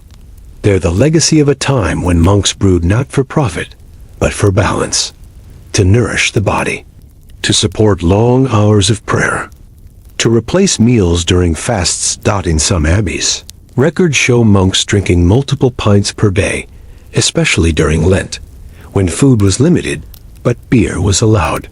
It wasn't just sustenance, it was soothing, warm, filling, faintly mind-altering. Enough to make hunger fade, enough to make prayer feel closer. And then there were the tonics, not meant for pleasure. These were medicinal, bottled in clay jars, sealed with wax, and stored behind locked doors. Recipes passed from abbot to apothecary. Many were based on ancient Roman texts. Others came from Arabic physicians translated in Spain. The ingredients varied: clove, nutmeg, cinnamon, saffron, fennel, wormwood, poppy, henbane. Some were stimulants. Most were sedatives. They were used to calm dying patients, to treat monks with nervous conditions, to help elderly brothers sleep through the night without pain. But occasionally, they were taken voluntarily, quietly, not because the monk was ill, but because he needed to feel something softer than the world. In confessionals, abbots occasionally heard whispers. I can't sleep. My prayers are hollow. I feel everything too strongly. And sometimes the answer wasn't more prayer. It was a cup. Not every monk agreed, of course. Some felt herbs were distractions, crutches, but others, especially those trained in herbal medicine, saw them as gifts. Natural tools, part of God's creation, designed to ease human suffering. There's a beautiful passage in a 13th century Cistercian manuscript. God has given us the poppy for pain, the balm for rest, the grape for joy. Shall we reject his mercy? It wasn't about getting high. It was about finding peace. And sometimes, peace came with a slight warmth behind the eyes. Monks also used incense, as we've seen, and combined that with their brewing practices. In some abbeys, dried herbs were burned while fermenting beer, infusing the alehouse with calming smoke. In others, herbs were chewed while copying texts meant to stay awake. Lavender to stay calm. Everything had a purpose. And everything was handled with respect, because monks didn't just drink. They observed, they documented, they refined. Brewing became one of the few scientific disciplines allowed behind monastic walls. Fermentation times, temperature logs, herb ratios. They kept records for decades, even centuries. And in doing so, they preserved ancient knowledge that would have otherwise been lost. But perhaps more importantly, they created safe spaces. A guest at a monastery, tired, sick, grieving, might be given a simple room, a soft bed, and a warm drink. The brew would be laced not with sin, but with serenity. And for one night, in the cold, sharp world outside those walls, that person might finally sleep. And when they woke, the world would still be broken. But for a few hours, it had stopped spinning. And that, too, was sacred. Sleep was never easy in the Middle Ages.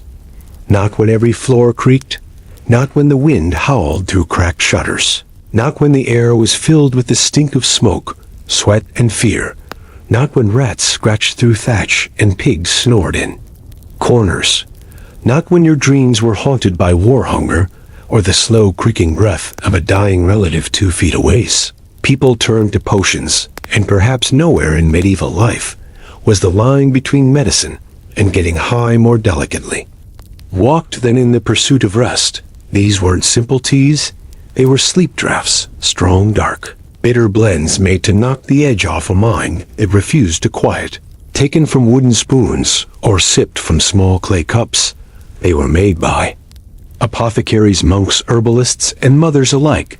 The base was usually a thick syrup, boiled wine, or vinegar, mixed with honey or barley water. Into this went the real workhorses of the medieval medicine chest, herbs that slowed the heart, soothed the stomach, and crucially dulled the mind. Take poppy. Opium poppies grew across medieval Europe and were widely cultivated in gardens, cloisters, and even on the edges of farmland. The seeds themselves were harmless, but the sap, the milky latex that oozed from the bulb, it was a powerful sedative. Dry it into pellets, and you could crumble it into drink.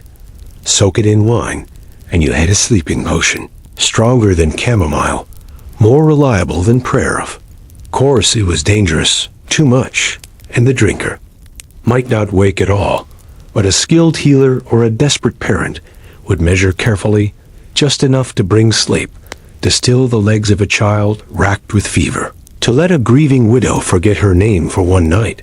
It wasn't just poppy there. Was lettuce too, not the kind you toss in salads today, but wild lettuce, known then as Lactuca virosa. Its bitter sap, when boiled down, created a natural tranquilizer, known as poor man's opium. It was given to the anxious and the sleepless alike. Brewed into a thick drink with honey and warm milk, it eased the body without full intoxication. And then there was henbane, plant that wore its warning in every part, foul-smelling, hairy, and potent. It was considered one of the most dangerous herbs in the medieval toolkit, but also one of the most effective. In small doses, henbane could bring on deep, dreamless sleep, and larger ones, it could cause confusion, hallucinations, and death still. For centuries, it was used in sleep syrups, especially for the dying mixed with wine or beer and spooned into parched mouths. It helped smooth the transition from life to whatever came next. All remedies were so dramatic many healers relied on gentler herbs like valerian root known since Roman times for its ability to quiet nerves, or passion flower, found more in southern regions with its delicate petals and strong sedative properties. There were also combinations passed down like family recipes, hops and honey lavender, and ale balm and barley. Goal was never to make someone euphoric. The goal was to turn down the noise, because sleep in the medieval world was constantly interrupted by animals, by illness, by childbirth, by neighbors arguing through thin walls, by priests ringing bells for matins before dawn, by your own racing mind whispering fears in the darks. So the remedies came out, and often they were wrapped in ritual, and bedtime draught wasn't just taken. It was prepared, the herbs were warmed, the room was darkened. A prayer might be said, the sleeper might be wrapped in a blanket, soaked in calming oils. The cup was passed with care, like a chalice, and everyone wait not for dreams, but for stillness there. Are records of entire households sharing the same sleep syrup, especially during hard times, when sickness crept in and no one knew who would be next. The family might all drink together, parents, children, grandparents, hoping to find a few hours where the fear would go quiet. In monasteries too, sleep draughts were used. Monks who couldn't sleep were seen as vulnerable, not just to illness, but to spiritual temptation. The night was long, the mind was unruly, and sleeplessness could lead to sin. So herbal remedies were quietly administered, especially for the anxious or the newly initiated. They were sometimes even mixed into porridge, a spoonful of thick sleep syrup stirred into the evening meal. No one spoke of it, but the effect was felt. The eyes dimmed faster, the chants slowed, and the novice who'd once stared at the ceiling until matins now drifted off with the others. Interestingly, many of these syrups also produced vivid dreams, especially the ones laced with mugwort or small traces of datura. The dreamer might rise in the night, murmuring nonsense, or speak the name of someone long dead, or wake weeping, with no memory of why. These side effects weren't always feared. Some believed they were visions, messages from saints, warnings from the beyond, and so the syrups were both feared and revered. Sleeping aids and spiritual doors in some households, especially among the poor. Sleep draughts were made illegally, using stolen herbs or reused ingredients. Alewives might sell their leftover sediment to herbalists, who would strain it and blend it with dried poppy heads or crushed fig. These bottom-of-the-barrel brews were gritty, rough, and unpredictable, but for the desperate, they were better than lying awake all night.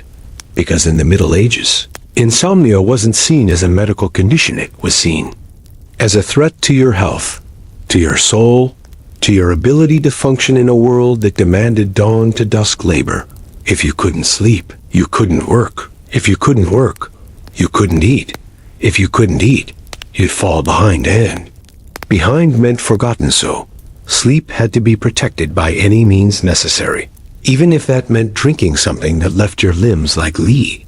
Even if that meant borrowing from the monastery's tonic shelf without permission.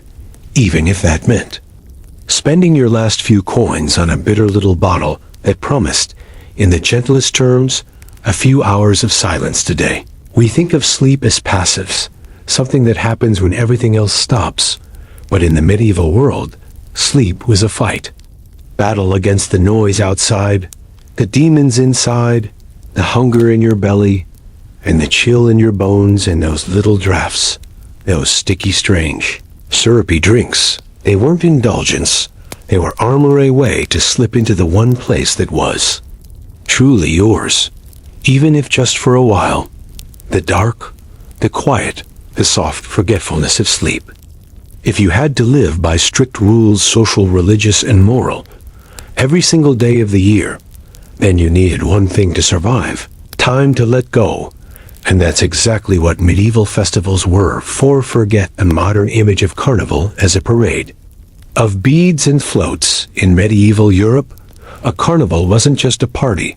It was therapy, a necessary rupture in the fabric of everyday life, a licensed, sacred, unspoken opportunity to get just a little wild, and in doing so, feel wonderfully detached from your ordinary burdened self. And it wasn't just permitted, it was expected, especially during carnival season, the stretch of days before Lent, when indulgence was not just allowed, it was encouraged. Lent would bring fasting, prayer, and restraint. But before that, you danced, drank, mocked your neighbors, and if you were lucky, reached a kind of high that had nothing to do with potions or powders. It started with masks. You'd put one on. Maybe it was made from painted leather. Maybe it was paper. Maybe it was just soot smudged across your face. But once you wore it, you weren't you anymore. You could be a fool, a king, a devil, a bear, and with your true identity hidden. Your voice could rise. Your jokes could sharpen. Your body could move more freely. Suddenly you weren't the blacksmith's wife or the tired apprentice. You were something else. And the mask gave you permission to dance, to sing, to eat, until you nearly burst, to say things you'd regret if they were spoken with your own face. And when the ale flowed, and it always flowed, people forgot their shyness, their sorrow, their careful hierarchy. For a moment, peasants and priests could shout across the same table. Nobles might join the dancing circle. A bishop might be parodied by a man in robes 2 sizes too big, wielding a sausage as a staff. The world turned upside down. And that was the point. It was called the Feast of Fools in some places. In others, it was simply carnival, but the idea was the same in version. For a few days, the poor could laugh at the rich. Women could flirt with impunity. The village idiot could play king for a night. And the fear that wrapped itself around daily life, the fear of God, of authority, of plague, of punishment, lifted or at least it blurred, and in that blurring came a high, not one induced by herbs or draughts, but by emotion, by collective madness, by movement and song and forgetting there. An undeniable euphoria in breaking the rules, when you know the punishment won't come. That's what carnival offered, a safe, sacred loophole. You could scream. You could kiss someone you shouldn't. You could eat a pie meant for 3 people. You could stumble home with stained clothes and a ringing head, and no one would judge you, at least not until Lent began. And for many, it was the only time of the year they felt that way, because the medieval world was incredibly hierarchical. Your role was assigned at birth. Your station rarely changed. You couldn't speak freely, or dress how you liked, or even move without permission in some cases. But carnival, it cut through all of that, just for a moment. Even the church, though disapproving in later centuries, recognized carnival's strange necessity. Many early bishops didn't stop it. They organized it. They saw it as a pressure valve, that the people howl and misbehave for a few nights, and they'd come back to church calmer, more obedient, ready for the long grind of Lent. It was controlled chaos, a sacred mess, a celebration of the flesh before 40 days of denying it. And it wasn't just about eating or drinking. There were ritualized mock ceremonies, like the election of the donkey pope, where villagers would crown a farm animal or an ordinary fool as their ruler for the day, parading them through town in full costume, while others bowed and played along. It sounds absurd, but it worked, because while the surface was silly, the underlying effect was powerful. People laughed together loudly, and for the first time in months or years, they felt the muscles in their faces loosen. The masks came off at the end, but for many, the weight came off long before that, and for some, it went even deeper. Certain carnival dances, especially in Spain and southern France, were known to produce trance-like states. Dancers spun and stunk for hours. Flutes shrieked, drums boomed. The dancers became something else. They collapsed into fits of laughter, or wept openly, or fell into sudden sleep on the grass, there's a modern term for it: dissociation. But back then, it was seen as a kind of purging. People needed it, because the rest of the year didn't give space for grief, or loneliness, or madness. There were fields to plow, children to bury, lords to obey. But during Carnival, you could let it out, all of it, loudly, messily, joyfully. And when it ended, you were light or tired, maybe, hungover, certainly, but emotionally aired out. You'd shouted, you'd wept, you'd danced with people you usually avoided. You'd been mocked. You'd mocked others. You had lived in a state that wasn't quite sober, but wasn't quite sinful either. It wasn't about vice. It was about relief even. The most pious monks wrote about it with a kind of secret respect. One 12th century chronicler noted, people sin together, and in so doing, become more human to one another. What a concept, a shared high, not from a substance, but from permission to break rhythm, to undo the stiffness of the daily script, to be ridiculous, to be excessive, to stop pretending that everything was fine. For a medieval peasant who'd lost 2 children and hadn't bathed in weeks, 3 days of Carnival could feel like salvation. For a tired monk who'd spent the year in silence, seeing his brothers laugh with meat in their hands and soot on their cheeks, was a kind of spiritual release. It wasn't pretty, it wasn't clean, but it worked. And so, when the last bell rang and the fires died down and the masks were folded and stored away, the people returned to their ordinary lives with the ghost of a smile. They had touched something not quite holy, not quite hedonistic, something human, something that gave them just enough joy, dizziness, absurdity, and noise to carry them through the next season of stillness, because you can't live in the fog forever, but you can visit. And in the medieval world, Carnival was the one time you didn't have to find the fog. The fog found you. They didn't call themselves witches, not at first. They were cunning women, wise wives, herb women, and hedge healers. Their home stood on the fringes of the village, just beyond the hedge, the old boundary between the wild and the known. And that's where they worked their quiet magic. They didn't wear black. They wore aprons and mud-stained skirts. Their shelves were stacked not with spellbooks, but with bundles of dried herbs, beeswax, seeds in little pouches, and pots of thick, sour-smelling salves. Their brew pots were old and blackened, bubbling with strange mixtures no one else dared make but for centuries. If you couldn't sleep, if your baby wouldn't stop crying, if your grief sat so heavy you thought you might go mad, you didn't go to the priest, you went to her, and she had a brew for that. Sometimes it was a tea, mild and warming, just chamomile and meadowsweet, maybe a little mint, something to take the edge off.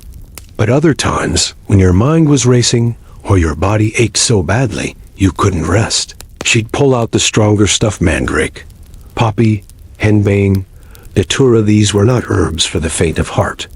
Used improperly, they could kill. But in practiced hands, used sparingly, steeped just right, mixed with honey or wine, they could send you somewhere else, somewhere floaty, somewhere dream-wash dots, somewhere you didn't care that your husband had died in the last frost, or that the church had denied you burial rites for your stillborn child. The women who worked with these plants knew what they were doing. Mostly. Their knowledge wasn't written. It was remembered, taught by mothers, grandmothers, and the occasional wandering healer who stayed a few nights, traded secrets, and vanished into the woods again. A hedge healer might test a new brew on herself first. She'd drink half a cup, wait, watch the stars blur and the ground rock slightly beneath her. And if she woke the next morning, she'd file that blend under safe enough. Villagers talked. They always did. She knows too much. She talks to trees. She sells dreams in a cup. But they also came back, because what the wise women offered was not just relief, it was understanding. Priests preached, lords punished. Even midwives were bound by custom. But the hedge healer? She listened. without judgment, without scripture. She let you cry. She let you sit in silence. And when you were ready, she offered you something brewed from the dark leaves of plants most people feared to touch. They were sleeping draughts, yes, but also dream brews, potions not just to rest, but to see visions, answers, old lovers in forgotten meadows. She'd say, drink only when the moon is high, or stir it 3 times, not 4, or if you see a fox in your dream, follow it. Superstition? Maybe. But when your heart was broken and your world made no sense, chasing a fox through your dreams was better than lying awake with your grief. These brews didn't always cause hallucinations, not like modern drugs. More often, they simply loosened the grip of waking life. Time slowed, colors brightened, pain dulled to a memory. You might feel like your limbs were floating, or that someone was brushing your hair who wasn't there, or that the moonlight itself had curled up in your lap dot, and when you finally slept, you sank deep. Like a stone through still water dot the next morning, you wouldn't remember the details. Just the feeling, soft, strange, and quiet. Like someone had held your soul for a while, and then gently returned it. Of course, it wasn't always safe. A brew too strong could cause tremors, nightmares, vomiting, even death. But most hedge healers were cautious. They used precise language. Take a sip, no more. Drink with bread. Do not mix with wine. They respected the plants because they knew what they could do. They also respected the forest. Many of the herbs they needed didn't grow near the village. They had to go out deep into the woods, where the moss grew thick and the sun barely touched the ground. They collected at dawn or dusk, according to the rhythms of the moon and the seasons. They spoke blessings, sang to the roots, left offerings, a coin, a braid of hair, a whisper. These weren't spells in the modern sense. They were rituals of gratitude. Because if the forest gave you something powerful enough to ease suffering, you had to give something back. In time, the church grew suspicious. Women who brewed sleep from henbane or plucked mandrake by moonlight were accused of witchcraft. Some were tortured, burned, silenced. But for centuries before the fear took hold, these women were a part of village life. A quiet resistance. A refuge in the wild. And while they weren't trying to get people high in the recreational sense, they understood deeply that sometimes the best way to help someone wasn't to solve their problem, but to give them space from it. Even if that space came in a cup that made your ears ring or your fingers tingle, even if it carried you into dreams you couldn't quite explain. Sometimes that space was enough to rest, enough to return to your life the next day, enough to keep going, even when the world outside your little cottage felt too sharp, too loud, too real. Hedge healers didn't offer miracles. They offered pause, a small, secret intermission from the daily play of suffering and duty. And that was its own kind of magic. Taverns in the Middle Ages were loud, dark, and sticky places. There was no velvet, no polished brass, no menu written in chalk, just wooden benches, uneven tables, and the smell of sour beer soaked into the walls.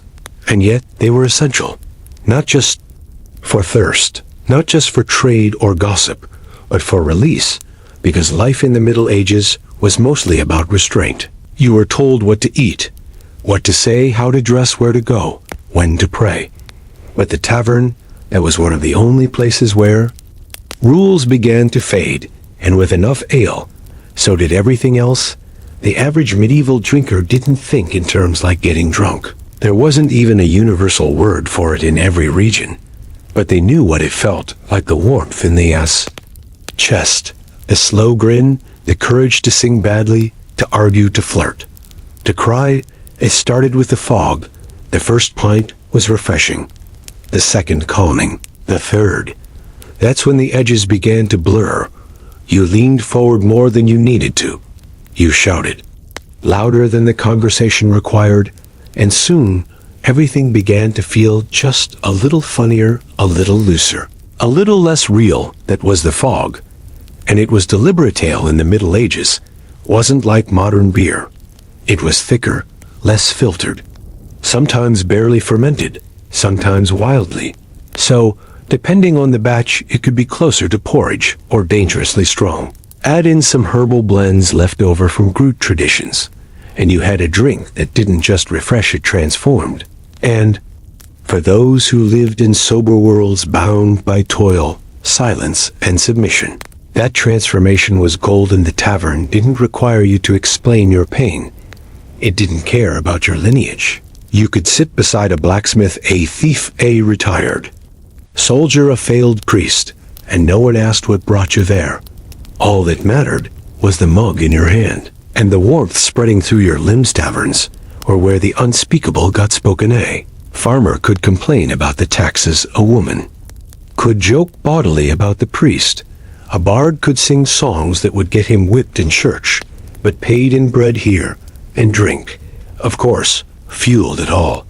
After 3 or 4 pints, your voice became poetry, your memory became loose, your sadness became tolerable. You could forget your debts, your missing children, your aging body, or your failing crops. Not forever, just for the night.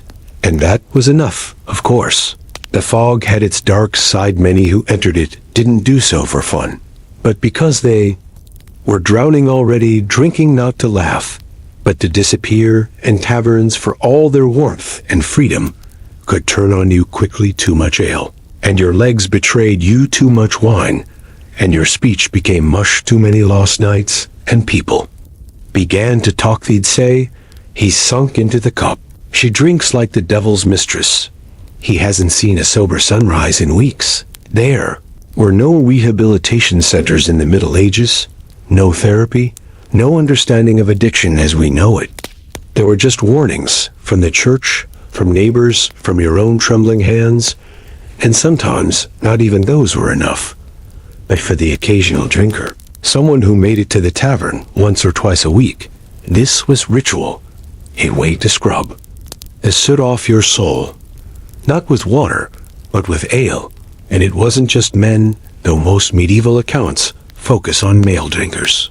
Women frequented taverns too, especially in cities. Widows, wives, washerwomen, women who worked hard and got little thanks. In the tavern, they could flirt without fear, laugh without limits, order another round, and talk about things that never made it into letters or church sermons. Some cases, women owned the alehouses, and while they didn't often drink to excess, in public, they knew the value of the fog. They saw what it did to people, how it softened them, how it gave even the hardest men permission to weep, or the shyest farmers a chance to sing. There's a beauty in that, because the fog wasn't just a chemical reaction. It was a psychological permission slip. It allowed you to feel things you couldn't feel at home, to say things you'd never say at work, to be, if only for a few hours, your unguarded self, and that kind of release that mattered. Because in a world without privacy, without therapy, without any real way to vent the pressure of daily survival, people needed the tavern not just for drink, but for relief. Sometimes that relief came in the form of loud laughter and slurred poetry. Other times, it came in the quiet moment when you leaned back, eyes unfocused, and realized your head had stopped racing for the first time all week. And then someone passed you another mug. Was it wise? Not always. Was it healthy? Not necessarily. But was it human? Absolutely. Even medieval writers, those who warned of the dangers of drink, admitted this. One 14th century friar wrote in his sermon notes, "Ale brings out truth, the lips loosen, the soul speaks, and in the morning regrets are born. But wisdom, phew, the tavern didn't just create fog. It allowed clarity. Too, you might confess something at the bottom of your 4th mug that you'd never say to your priest. You might find forgiveness in the laugh of a stranger. You might see yourself briefly without all the weight you carried. And yes, the fog lifted. Eventually you'd stumble home, Sleep poorly, wake with a headache. But you'd also wake with stories, with a memory of dancing with the baker's son, of singing with that woman who never spoke in daylight, of feeling, for just a moment, free, and in a world as structured and cruel and cold as the Middle Ages often were. That feeling of freedom was worth chasing, even if it only lasted as long as the ale in your cup. In a world before candles were common, before the hearth was merely decorative, and long before people understood air quality, smoke was a constant companion. It blackened your ceilings, it clung to your clothes, it lined your lungs, but beyond the choking fire pits and the smoky thatched roofs, there existed another kind of smoke, intentional, fragrant, and oddly transformative. It came in the form of incense, burned herbs, and smoldering concoctions, meant not just to mask the stink of unwashed bodies and rotting food, but to shift the mind too, lift the veil between the ordinary and the sublime.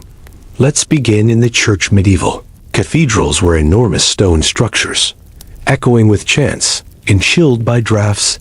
The air was often damp and cold, the floors hard and the sermons long. But once the incense was lit, something changed. Gray wisps rising from the swinging censer weren't just ritual. They were a signal the Mass had entered sacred space. The scent, usually a blend of frankincense and myrrh, would reach the congregation before the words. The sweet, sharp smell coated your tongue and filled your sinuses.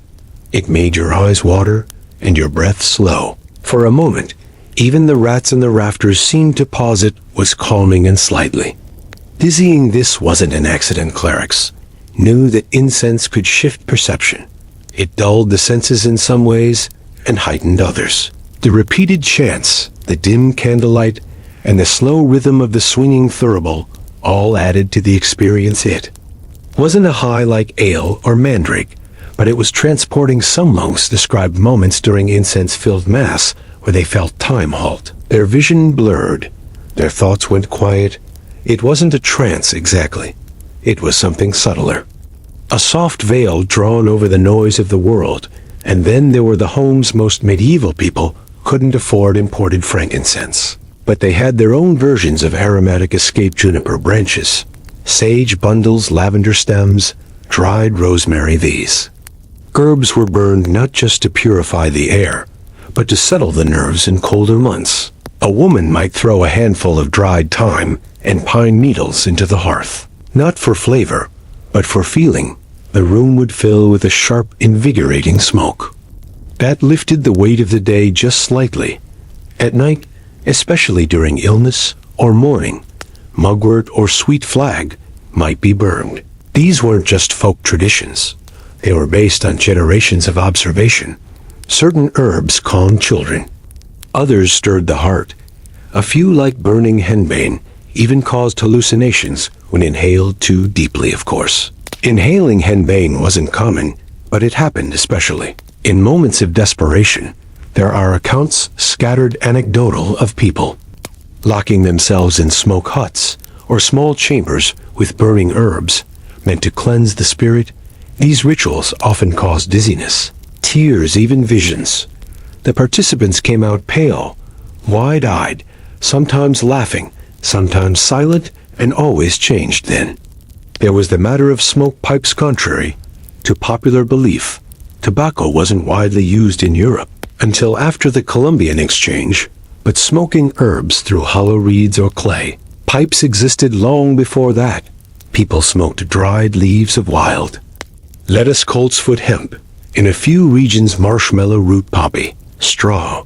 Yes, even that. These weren't recreational, as we might imagine today. They were often taken for paying or as part of vision quests, especially in fringe communities or among those labeled heretics. Hemp in particular was more widely used than most people realize, while the plant was primarily cultivated for rope and cloth. Its resinous flowers were known to apothecaries and some mystics.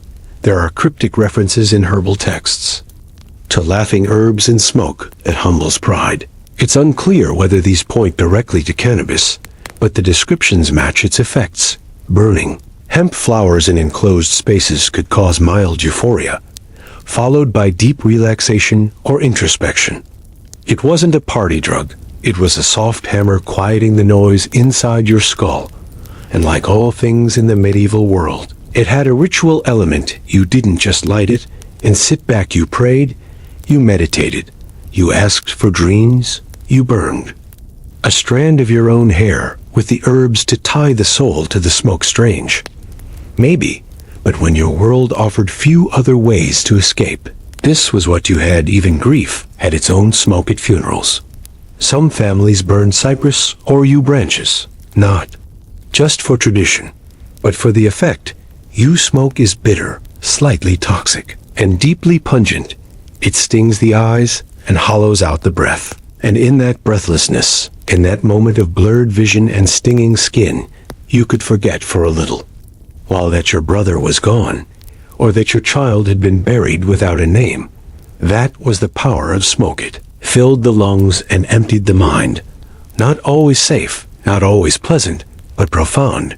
Let's not forget the sweat huts in parts of Northern and Eastern Europe. Communal bathhouses and sweat huts were filled with steam and smoke, not just for hygiene, but for mental release.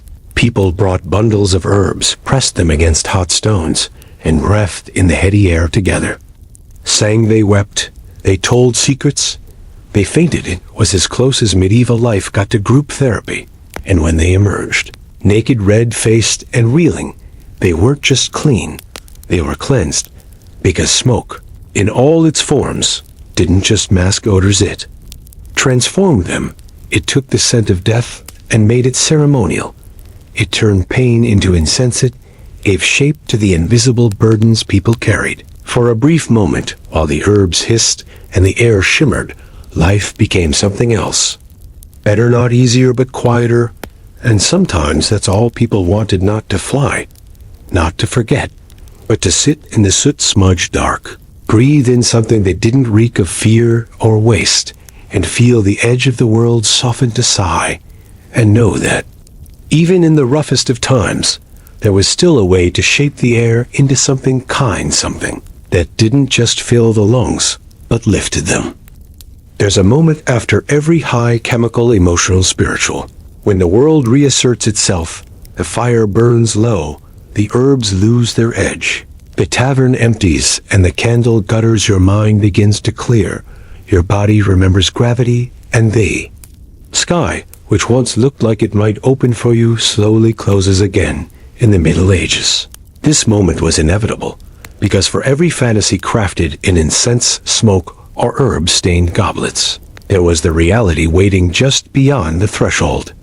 Cold floors, cracked lips, another day of work or worship, or waiting for news that might never come. Still, people chased those highs, and when they faded, they processed them in the only way they knew how, through story, through reflection, and often through prayer. Let's go back to the church, where incense filled the air and candlelight blurred the lines between earth and heaven. Monks who experienced spiritual ecstasies, visions of saints, of floating, of being consumed by light, often found themselves afterward in a strange, uncomfortable place, not punished, not quite afraid, but distant, disconnected, like they had peeked too far behind the curtain. Some wrote about it.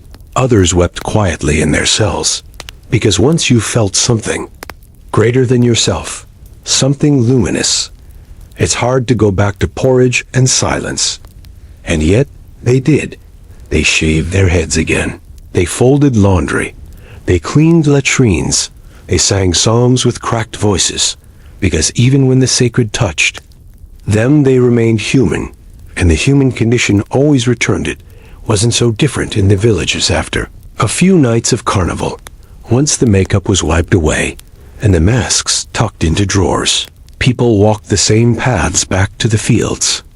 The man who danced with a stranger now returned to his wife, embarrassed but smiling. The woman who joked with the miller remembered her aching back. The boy who'd screamed songs through the alleyways now tended sheep in the fog.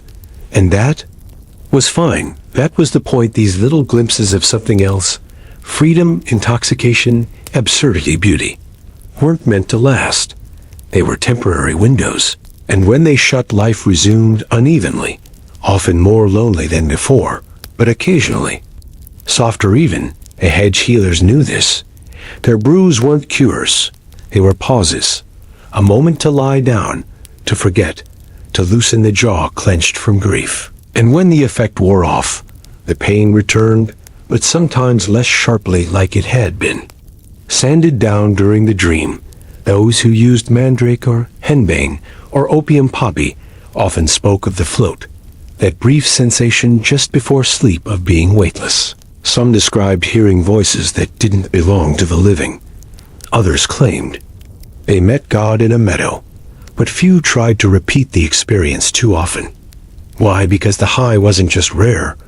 It was sacred. Even the most reckless alehouse regulars knew there was a line.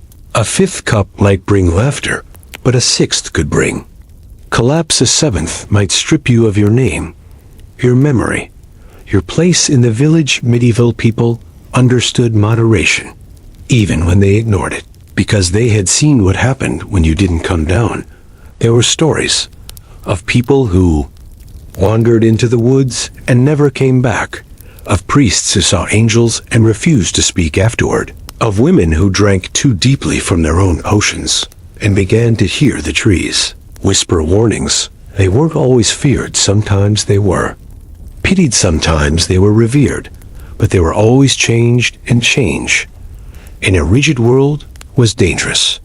So for most people, the high wasn't something to live in.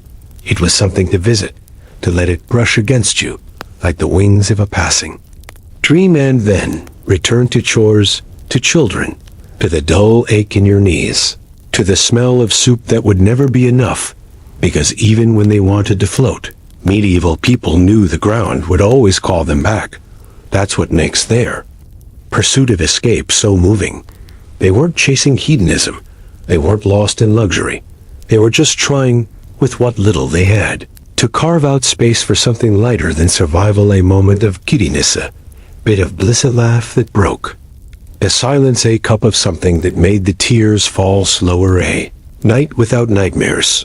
And those little moments, they weren't shameful, they were heroic, because to live in a world of death, poverty, superstition, war, and freezing winters, and still seek joy, even fleeting, even borrowed, that takes courage. Modern life offers endless ways to escape screens, pills, flights. We don't always see how rare that is. But back then, a single breath of lavender smoke, a tiny sip of valerian syrup, or one dance before Lent might be the only joy someone had that month or year, and yet they still looked for it, even knowing it wouldn't last, even knowing they'd come down, because the point wasn't to stay high. The point was to remember that such a feeling was possible, that somewhere beneath the burden of work, grief, disease, and religion, there was a flicker, a flame, a tiny floating moment where your soul rose just above the daily grind. And when that moment passed, you folded it into memory. You wore it like a talisman. You whispered it to your children. You told your neighbors. You turned it into a story, a song, a parable, something that said, yes, I touched the sky once briefly, and it made the ground easier to walk, because in the end, medieval people weren't just seeking escape. They were seeking proof that life wasn't only suffering, that the mind could rise, that the soul could wander, that somewhere hidden in a mug, a puff of smoke, a vial of syrup, or a burst of laughter was relief, short-lived, fragile, impossible to explain, but real, and that was enough.